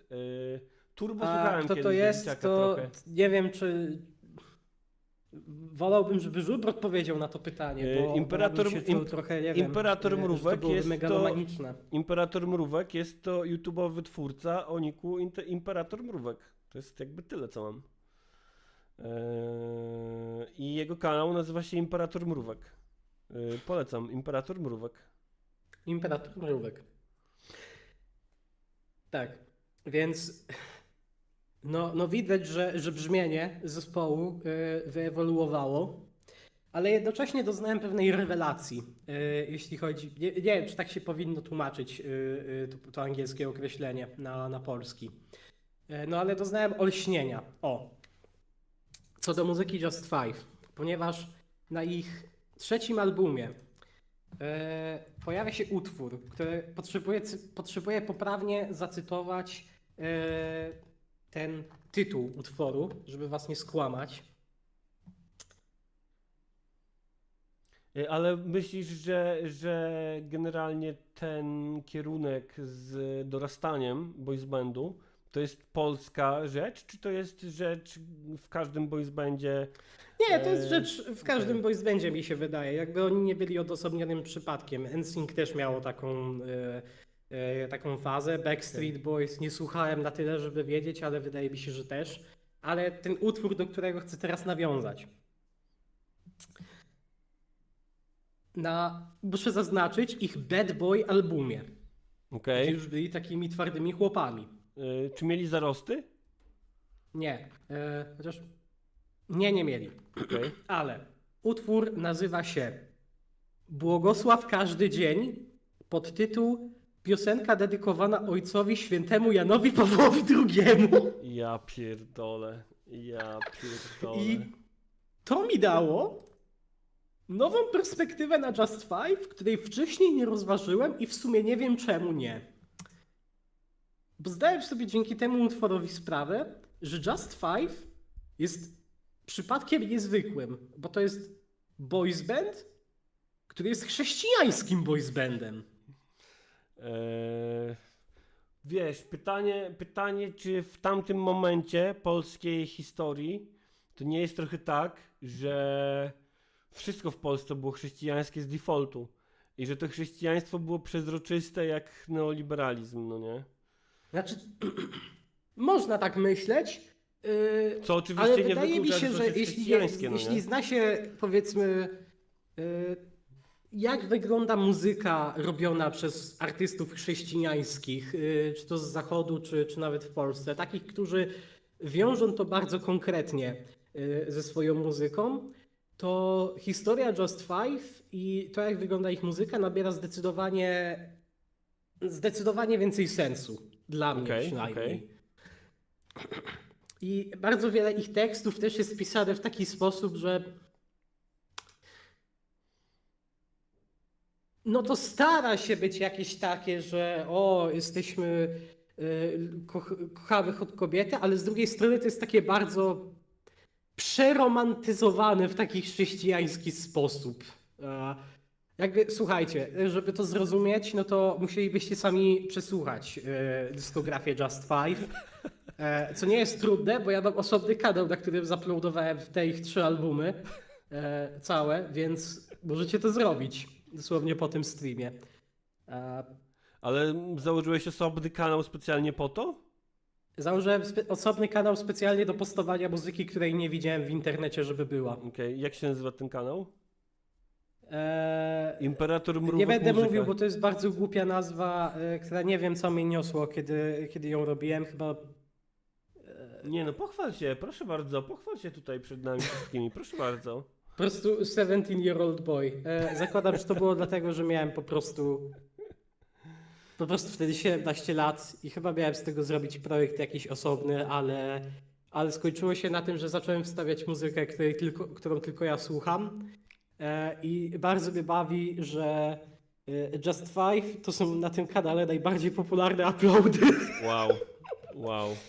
Ale w ogóle to jest też fajny aspekt, bo ja się dowiaduję, jak dzisiaj wygląda społeczność Just Five. I mam paru takich typów, którzy po prostu mówią, znaczy typów i oczywiście też panie, ale to jest męskie zainteresowanie moje, więc mówię tylko o typach, no, którzy mówią, że tak, to było coś. Chyba najbardziej wzruszył mnie komentarz jeden, który kiedyś widziałem, od gościa, który napisał, że Bartek Wrona był moje zauroczenie z dzieciństwa. Ja mam takie, mam nadzieję, że ten pan znalazł sobie z czasem swojego Bartka Wronę własnego. Dla mnie z kolei Bartek Wrona w dzieciństwie był role modelem, bo chyba w związku z tym, że był najmłodszy z Just Five, a ja miałem wtedy jakieś 8 lat, 7 lat, jak było Just Five, no to stwierdziłem, że chciałbym być jak Bartek Wrona, no nie? Tak. Z drugiej strony, przypomniałem sobie jeden taki komentarz, właśnie, który się pojawił pod piosenką Błogosław każdy dzień.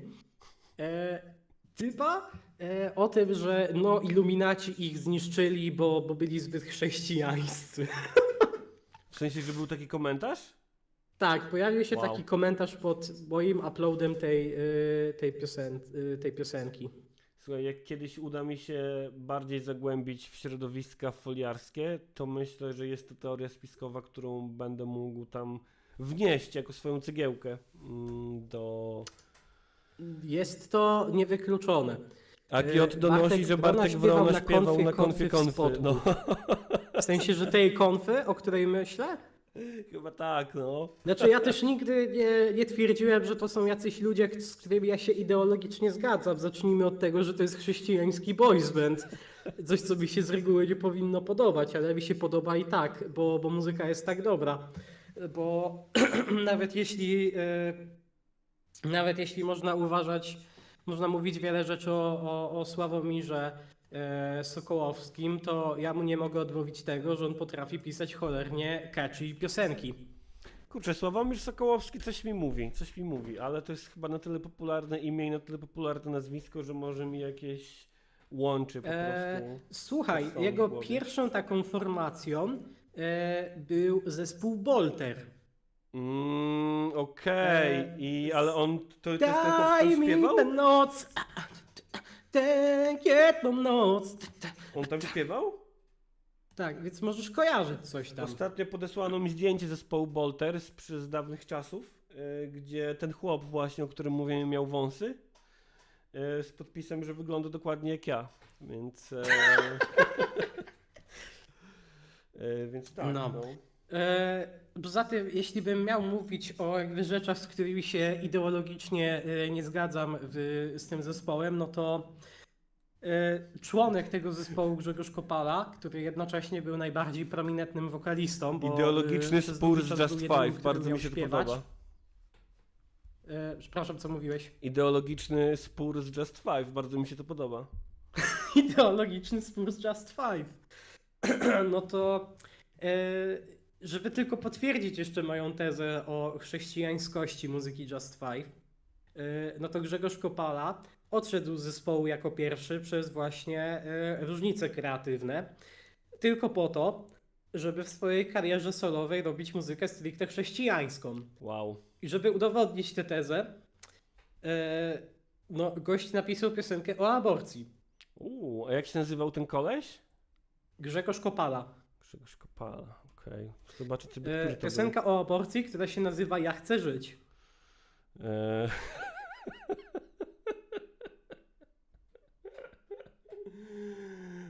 To jest mój komentarz w tym temacie. A to ten, dobra. Kobieta onet.pl, był gwiazdą Just Five, dziś walczy o nienarodzone życie. Kurwa, jakby ten nagłówek striggerował! Dlaczego w 2022 roku, to jest tekst z 2002 roku na Onecie, Onet pisze o chłopie, który pisze aborcyjne piosenki i że walczy o nienarodzone życie. Kurwa! Kurwa! Dlaczego? Był gwiazdą Just Five, dziś walczy o nienarodzone życie. Tak potoczyły się losy Grzegorza Kopali. Kurwa, w ten sposób nie będziemy mieli ładnych rzeczy. Ludzie kochani. Ja jebie. A wy się widzowie zastanawialiście, czemu ja pierdolę tak długo na ten temat? Mamy kurwa puentę, ty. Ale to jest to samo, co ja widziałem ostatnio tak, w kontekście, po pierwsze, premiera Polski, że premier Polski mówi, że chłopy, które są skazane wyrokiem prawomocnym, są dalej posłami i wychodzi taki Onet albo takie Radio Z i po prostu puszcza to dalej bez słowa komentarza, jak to wygląda w polskim prawie. Inna sytuacja. Premier zaczyna mówić coś o pigułkach dzień po i oburza się kto? Oburzają się biskupi, episkopat polski. I tego typu znowu Onet, czy inne Radio Z, czy inna WP pisze artykuł pod tytułem Episkopat przestrzega pigułki dzień po niemoralne. I znowu robią to bez słowa komentarza, kurwa, żadnego, no nie? I tak samo, rok 2022, artykuł był gwiazdą Just Five, dziś walczy o nienarodzone życie. Kurwa, jak mnie to triggeruje. Ja pierdolę. Dlaczego takie rzeczy, dlaczego media robią to polskiemu społeczeństwu? Dlaczego? Dlaczego? Kurwa! Kurwa no, bez kitu. Potem mamy to, co Także mamy, jeśli no. myślicie, że muzycy, którzy stają się szurawi, to jest nowe zjawisko, nie kurwa. Ja się boję nawet patrzeć na to, co dzisiaj robi Grzegorz Kopala i co by uważał na przykład o COVID-zie, ale uważam, że ja już sobie wystarczająco napsułem wrażenia o nim, więc przynajmniej na razie będę od tego stronił. Kurwa, może ja zrobię o tym odcinek, o Grzegorzu Kopali. Grzegorz Kopala, życie i twórczość. Dałoby się to zrobić. Grzegorz Bo Kopala on jakoś urodził chyba się. tak niedługo po rozpadzie zespołu on zrobił własny album. Czekaj, aż sobie zobaczę na jego... Walczy o nienarodzone życie. Kurwa mać. Ja pierdolę. Okej, dyskografia. 2009, Julia i Grzegorz Kopala, Pro Life. Zakładam, że to jest nazwa albumu, a nie utworu. 2013, Julia i Grzegorz Kopala. Ślady Afryki. Poczekaj. W tym samym roku Pro Julia Life i to Grzegorz tytuł Kopala. albumu? Światełko z Betlejem. Ja pierdolę. Ale Pro Life to tytuł albumu? Chyba tak. Wydaje mi się, że tak. Wyszukam jeszcze, żeby mieć pewność.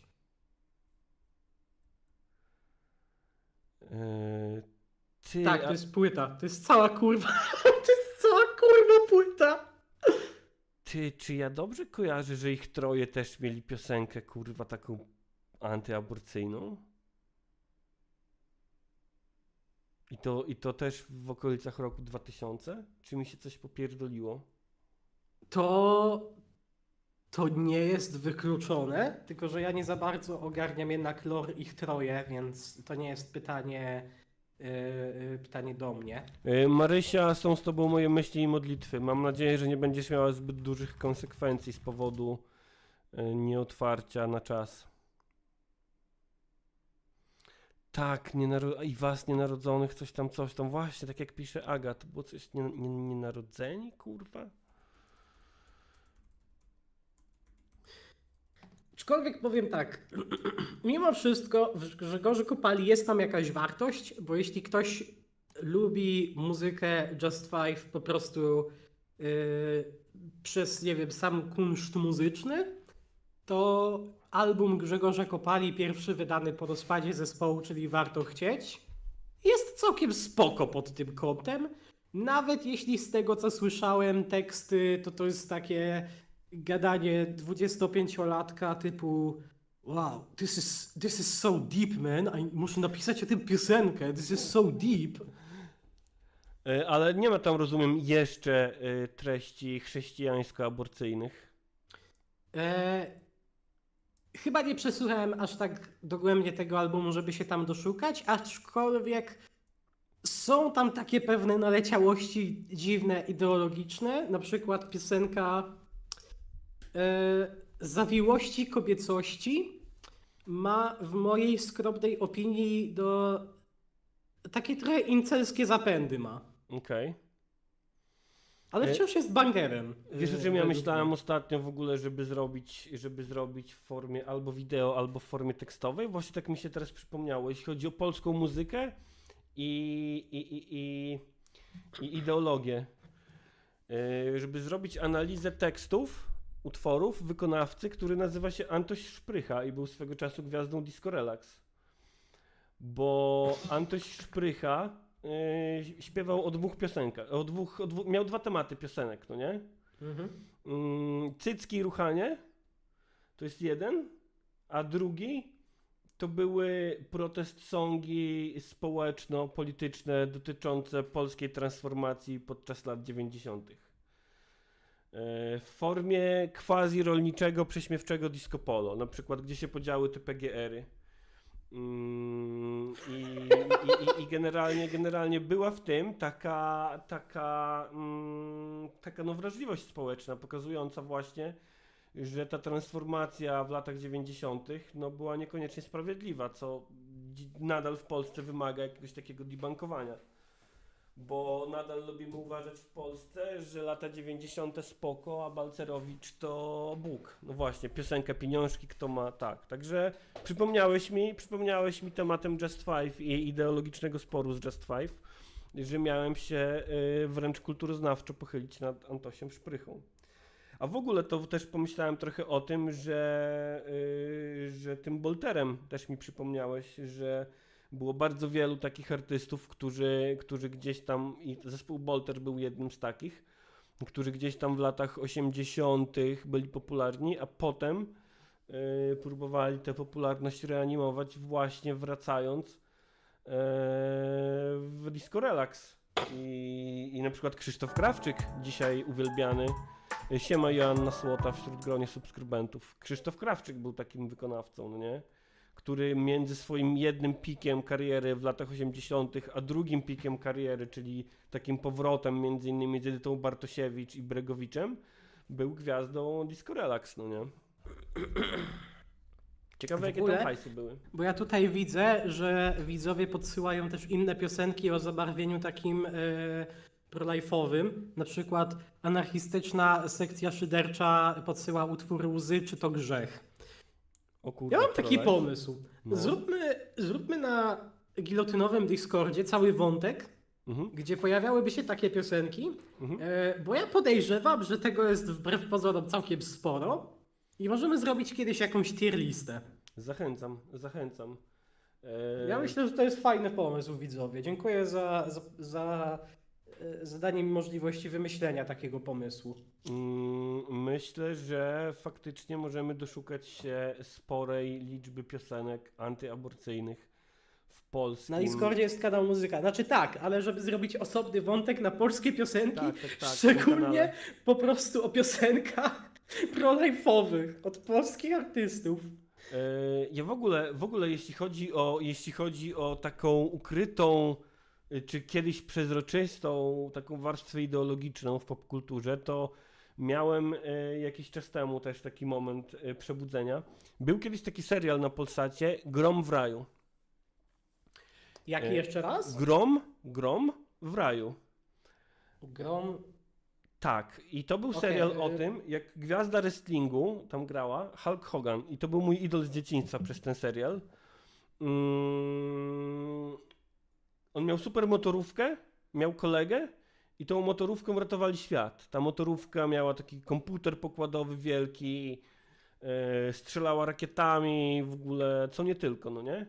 I Krzysztof Wójczak, wydaje mi się, że zasugerował angielski tytuł tego, Tak, jaki był, tak, Thunder in Paradise. tak, nawet była taka piosenka. To było z Hulkiem Hoganem, Tak. o kurwa. Tak. Hulk Hogan to był mój idol z dzieciństwa. Pamiętam, że kiedyś jak byłem chory i miałem gorączkę, to śniło mi się, że ratuje mnie Hulk Hogan. Przepraszam, jakby ja dopiero zacząłem być świadomym widzem Polsatu wtedy, kiedy leciał tam w bloku weekendowym porannym, leciały różne polskie kreskówki. Jedną z nich był Sonic X, Okej. więc wszystko zatacza koło tutaj. Krzysztof Wójczak też mówi, że nie ma kanału Szury na Discordzie. Wydaje mi się, że jest kanał, w którym postujemy Szury. Być może nie nazywa się wprost w ten sposób. Ale jakiś czas temu postanowiłem, że sprawdzę sobie, jak się Grom w raju zestarzał, no nie? I odpaliłem randomowy odcinek na YouTubie, jedyny, który był. No i faktycznie był tam taki moment ideologiczny, który mnie bardzo mocno uderzył. Mianowicie okazało się, że nasi bohaterowie płyną w motorówce i kontaktują się z jakimś super żołnierzem generałem, który mówi im, że haker ze Szkocji zhakował światowy system bankowy i jego ofiarami padają... Based. Tak, zgadzam się. I jego ofiarami padają nie zwykli ludzie, nie. Musimy ratować świat, bo ofiarami hakera padają niewinni inwestorzy z całego świata. Inwestorzy z całego świata. Tutaj pada teza, że od Mateusza Nogi, że Grom w raju to chyba taka zżynka z Knight Ridera. To był w ogóle cały taki format seriali na przełomie lat 80. i 90., gdzie jest super chłop, ale jego superowość wynika z tego, że ma super sprzęt. Właśnie Grom Czyli w trochę raju. jak Batman. Tak, tylko że ma jeden super sprzęt i na nim się skupiamy, no nie? Z Żynką z Knight Ridera wprost był Viper, gdzie też był super samochód, tylko że on się morfował. Właśnie Knight Rider z motorówką, był Jastrząb ulicy z motocyklem, był Airwolf właśnie z helikopterem. Więc tak, super chłop z super sprzętem. Bardzo męski format serialowy, bardzo, bardzo męski. Polecam.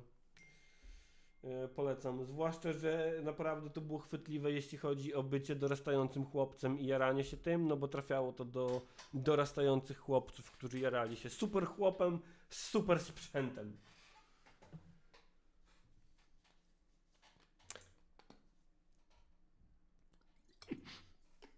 No, tak wygląda stan naszych lewicowych polskich zainteresowań. Kurwa, ile ja w podstawówce przesiedziałem pod ławką, żeby udawać, że siedzę w supermotorówce, stary. Z moim kolegą z ławki. Tylko wkurwiające było to, że pani kazała nam wychodzić na przerwę i nie mogliśmy bawić się w supermotorówkę z Hulka Hogana. I bo na przerwę, bo nie może na przerwę siedzieć w klasie i wtedy stałem się antysystemowcem właśnie. Tak było. Myśleć głębiej. Airwolf. Pamiętam, że za dzieciaka długo tego nie oglądałem, bo nie interesowały mnie militaria i trudne filmy. Mądra Natawic podaje drużynę A. Tak, to jest pokrewny format, no ale drużyna A to już jest ten format, gdzie niekoniecznie skupiamy się na super sprzęcie, super chłopa, tylko skupiamy się na postaciach, jak w jakimś MacGyverze bardziej. Drużyna A, MacGyver, no w tym kierunku. Gdzie już mamy bardziej psychologiczny rys postaci, zarysowany mocniej. Na przykład cechą charakterystyczną MacGyvera było to, że umiał robić rzeczy z rzeczy. No a cechą charakterystyczną drużyny A było to, że było ich 4. Marysio, bo ja mam pytanie do ciebie, bo ty tutaj napisałaś, że będziesz postowała piosenki Sana w gilotynowej playliście piosenek antyaborcyjnych. Czy Sana ma piosenki antyaborcyjne? Czy ktoś wie? Zbychu mówi moim bohaterem. Kurde, był o Michael piosenkach Knight. aborcyjnych słyszałem, ale antyaborcyjnych, no to... No antyaborcyjne tak jak... Antyaborcyjne, dobrze mówię, antyaborcyjne. No tak, antyaborcyjne. Marysia Malczewska, ale chłopacy mają dziwne zabawy, lol. Wiadomo. To jest dyskryminacja męskich zainteresowań, pani Marysiu. Dokładnie. To jest właśnie to, o co jest cała inba ostatnio. I ja się nie dam dyskryminować za moją miłość do chrześcijańskiego boys bandu Just Five. A ja za moją miłość do super chłopa z super sprzętem. Ojejku. Punk Rock Polska mówi, że Włochaty ma antyaborcyjną. Z Włochatym w ogóle jest dziwna akcja, bo Włochaty to niby taki punkowy zespół i jak się jest panczurem, to się nosi naszywki Włochatego, ale właśnie też mi się wydaje, że kurwa ten Włochaty był jakoś ideologicznie kurwa skrzywiony. Nie w tę stronę, w którą byśmy sobie wszyscy życzyli. W ogóle żubr ten... Ty wczoraj oglądałeś jakiegoś tam szura, którego imienia nie pamiętam, prawda? Jan Taratajcio. Tak. I on tam też ma piosenki takie. Myślisz, że gdybyśmy się zagłębili w jego twórczość muzyczną, to też byśmy znaleźli coś aborcyjnego, antyaborcyjnego? Myślę, że to by było... Ty, to jest w ogóle szersze pytanie, bo teraz to do mnie dotarło, że nie wiem, jakie stanowisko ma polska szuria generalnie co do aborcji, bo oni to jest kontrowersyjny temat, który jest w debacie publicznej, którego oni nigdy nie poruszają. Oni poruszają tylko temat taki około dziecięcy w tym kontekście, że no tak jak mówił, tak jak było w teorii spiskowej QAnon, że celebryci pożerają dzieci bo potrzebują jakiejś substancji z ich mózgów, żeby być wiecznie młodymi. Tu chodzi o to, że po prostu spijają krew ich. Coś w ten deseń. Tak. Anderochron, jakoś tak to się nazywa. W każdym razie... Coś takiego. Tak. Znaczy ogólnie Adrenochrom. w moim doświadczeniu przynajmniej, bo teorie spiskowe to jest też w obrębie moich mięskich zainteresowań, no to ogólnie szury mają tendencję raczej, żeby stać po tej stronie religijnej, że niemal jakieś tak 90% przypadków te teorie spiskowe mają taki, nawet nie podtekst, po prostu tekst, że Bóg nas zbawi, prawda? Że te osoby, jakieś te Illuminati, że New World Order, no to oni działają na jakichś pobudkach satanistycznych i że musimy walczyć z tym po prostu chrześcijaństwem, wiarą w Boga. Musimy się nawrócić. No właśnie. Więc wydaje mi się, że szury, o których mówisz, mogą stać na pozycji pro-life. No właśnie, ale z jednej strony ma to jakieś takie religijne zabarwienie, a z drugiej strony oni są właśnie bardzo antykościelni. Mówią, że Kościół jest elementem spisku, że Watykan to są właśnie ci, którzy trzymają łapę na wszystkim i spod których musimy się wyzwolić, no nie? Więc Znaczy nie jest tak, ale takie to dlatego, że to są Żydzi. Okej, no tak. To jest wymówka. No tak. Ale no tak, wydaje mi się, że oni raczej stoją po tej pozycji, że są religijni, ale nie są prokościelni. No tak. Tutaj zgoda. Natomiast no też są różne odłamy, no nie? Też są różne odłamy tutaj, ale faktycznie ten temat aborcji nigdy nie jest poruszany. Oni są w stanie, wiesz, zaprzeczać temu, że jest wojna w Ukrainie, są w stanie mieć własnego prezydenta, więc gdzieś tam tematy takie polityczno-społeczne, te najbardziej palące zawsze mają jakąś opinię na ich temat, a tej aborcji faktycznie nie ma. Zresztą słuchaj, o czym ja mówiłem jakieś, nie wiem, 20 minut temu, No. jak gość napisał mi komentarz pod utworem Just Five, że zniszczyła ich masoneria, ponieważ byli zbyt religijni. Okej. Tylko wtrącę, że tutaj Marysia odpisuje o Sana, że lubi Sana i dlatego my też musimy, i że Sana i jej rodzice są na drodze neokatechumenalnej. Więc domyśla się, że jest pro-life, więc może Sana też ma jakieś ukryte, przesłanie pro-liferskie gdzieś w swoich piosenkach. Myśleć głębiej, komentuje, że nie da się obronić aborcji przed widzami, jednak to nie jest temat dzielący. A, w tym sensie, że dla nich ten temat aborcji jest na tyle oczywisty, że nie muszą go Nie poruszać? muszą się o nim wypowiadać. Okej. Kurde, ja bym chciał poznać zdanie Jana Taratajcia na temat aborcji. Jak już dorosnę do tego, że będę robił reportaże o szurach i będę jeździł robić z nimi wywiady, to będę pytał o to. Znaczy, wiesz, możesz to robić, ale już na wczorajszym przykładzie widzieliśmy, że jakbyś nawet chciał podrzucić im ten temat, to oni najpewniej odlecą na jakieś pół godziny na jakieś zupełnie dziwne, inne tematy zupełnie i nie dojdą nigdy do tego punktu, żeby odpowiedzieć na to pytanie. Także musiałbyś bardzo mocno ich naciskać. Trochę to kocham. Nie ukrywam, że trochę Trochę to jest kocham. urocze, tak. Trochę to kocham. Dobrze, panie imperatorze, bo to zbliża się godzina 10. Ja tak staram się tej 10 nie przekraczać, bo od 10 mi już generalnie rozpływa się mózg i... Tak, a poza tym ja już o 10 muszę zacząć moją pracę, O. więc też to będzie dobry moment, wydaje mi się, na zakończenie streama. Tak. Chłop od 2 godzin mówi o Just Five i zarzuca, że komuś, że ktoś odleci. Okej, ale nie gadam tylko o Just Five. Jakby spędziliśmy na tym może Godzinę. plus minus 45 minut, okej?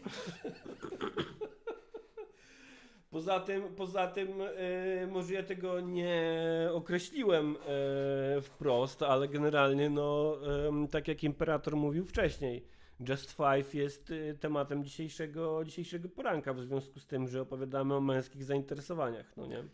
No, jest jednym z tematów, biorąc pod uwagę, że gadamy o męskich zainteresowaniach. Punk Rock Polska podaje, że Kodym z apteki jest pro-life i anty-rich. No, dodam, że Kodym z apteki wprost pracował w mediach TVP w charakterze opiniomatu wręcz i krzyczał do kamery. Połączyłeś Just Five ze spiskiem masońskim. Korekta, to nie ja to zrobiłem, to była jedna z osób pod komentarzami z moich uploadów Just Five. Ja przytaczam tylko jej słowa. To, że ja mówię o jakichś spiskach i tak dalej, teoriach spiskowych, to nie oznacza, że ja to popieram. Aczkolwiek okej, z takich jeszcze zabawniejszych rzeczy na sam koniec rzucę. Takie jeszcze inne powiązanie religijne, które znalazłem w jednym materiale spiskowym, który sobie oglądałem jakiś czas temu, nazywa się Conspiritus, które mówi między innymi o satanizmie, a jednocześnie łączyło to z UFO i ogólnie życiem pozaziemskim i że życie pozaziemskie ma wpływ na nas i że prawdopodobnie wpływa na nasze elity. W końcu jednego segmentu, jak jest, nie wiem, koniec tej części, zaczyna się następna część. Dosłownie jest w tle, i to jest materiał zagraniczny, to jest materiał po angielsku, a w końcówce takiego segmentu leci kurwa polska zdrowaśka odmawiana. Wow.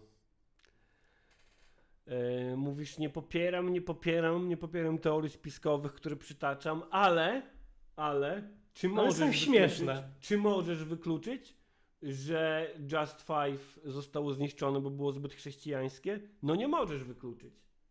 Nie mogę wykluczyć, ale tak jak ze wszystkimi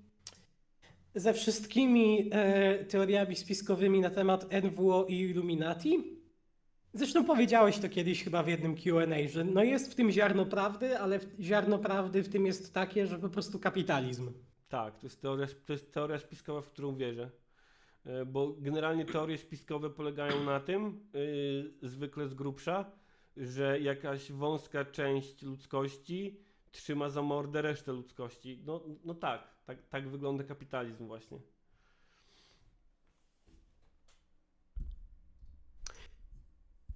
No i na tym akcencie optymistycznym kończymy chyba naszą dyskusję o mięskich zainteresowaniach. Tak, myślę, że tak. Dziękuję Ci, Imperatorze, za odwiedzenie gilotynowego poranka. I jeszcze raz przepraszam za piątek. I widzów, i Ciebie, i w ogóle, sorry. Myślę, że jakość dzisiejszej naszej rozmowy wynagrodziła nam nam obu to oczekiwanie. Ja się czuję wynagrodzony. Ja czuję, że było warto czekać. Dziękuję. Dziękuję raz jeszcze i życzę Ci udanego dnia w pracy. Ja tu zostanę jeszcze chwilkę i też się zaraz będę żegnał. Tak, błogosławieni niech będą wszyscy widzowie opiniotwórczego programu o charakterze egalitarnym Gilotyna TV. Amen. Do widzenia i pysznej kawusi. Pa, pa. Dorime, elo. Jeszcze raz dzięki, elo. No i co tam widzowie? 10 godzina. 10 godzina i słuchajcie, ja bym chciał jeszcze zamknąć tego streama klamrą. Chciałbym zamknąć tego streama klamrą, ponieważ zacząłem od głupich wypowiedzi polityków i przytaczając na potwierdzenie tego, że był to weekend głupich wypowiedzi polityków, chciałbym zakończyć wypowiedzią posłanki Jachiry. Anarchistyczna sekcja szydercza dziękuję wszystkim, którzy dorzucili się do zrzuty na sprzęt dla Gilotyna TV, sprawnie poszło.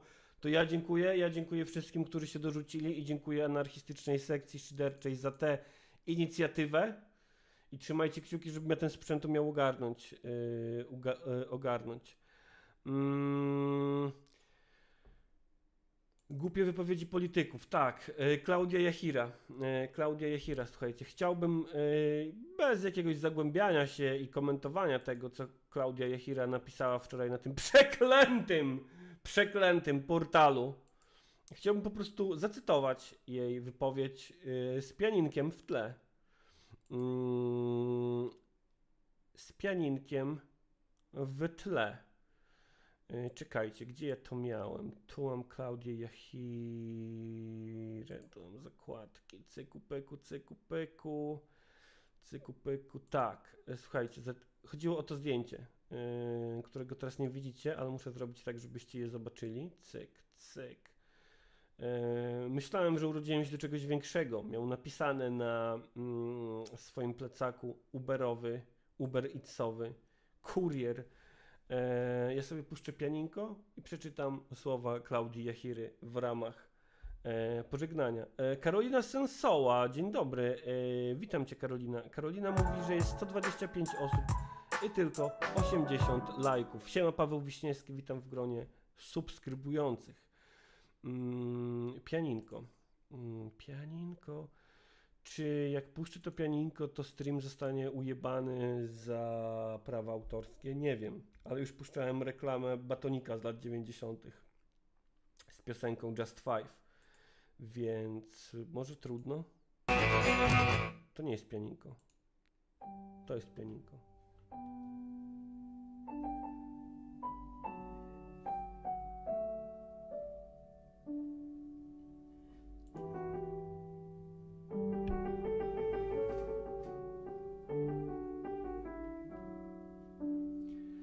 Zobaczyłam to zdjęcie i smutno mi się zrobiło. A przecież to jest ważna praca.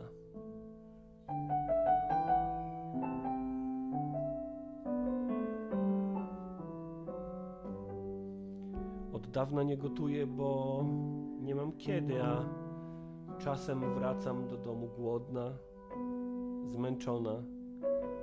I mega się cieszę, że przyjedzie kurier i przywiezie ciepłe, smaczne jedzenie.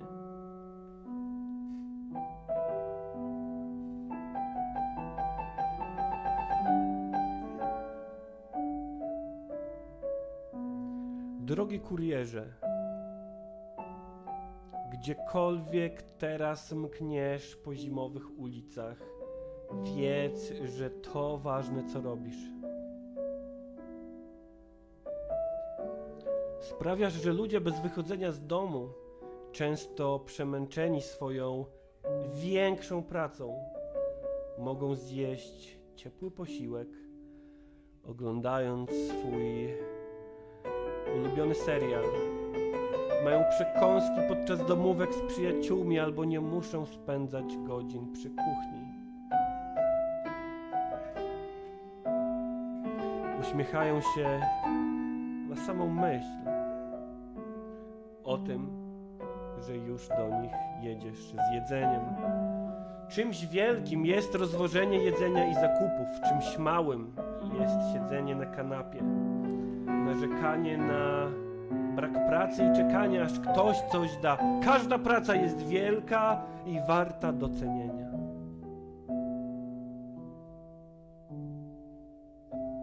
A jeśli wciąż, pomimo tych zapewnień, nie czujesz, że to jest praca dla ciebie, walcz o to swoje coś większego.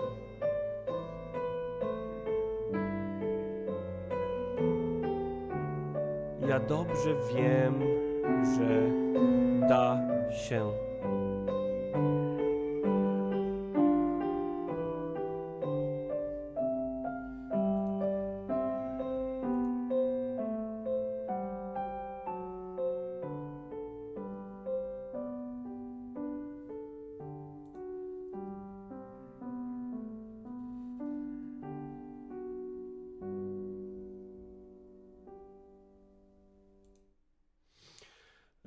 Dobrze, kochani, to tyle. Tyle na dzisiaj. Pamiętajcie, żeby zostawić komentarz o treści da się. Pamiętajcie, komentarz o treści da się. To jest ten komentarz. To jest ten komentarz. Zostawcie łapkę w górę, zostawcie suba, jak nie subujecie na YouTubie. I łapkę w górę, pamiętajcie. I pamiętajcie, że możecie wspierać opiniotwórczy program o charakterze egalitarnym na patronie patronite.pl/gilotyna, na patronie patreon.com/gilotyna oraz bezpośrednio na YouTubie. Komentarz o treści da się. Do zobaczenia. Do zobaczenia jutro rano. I co?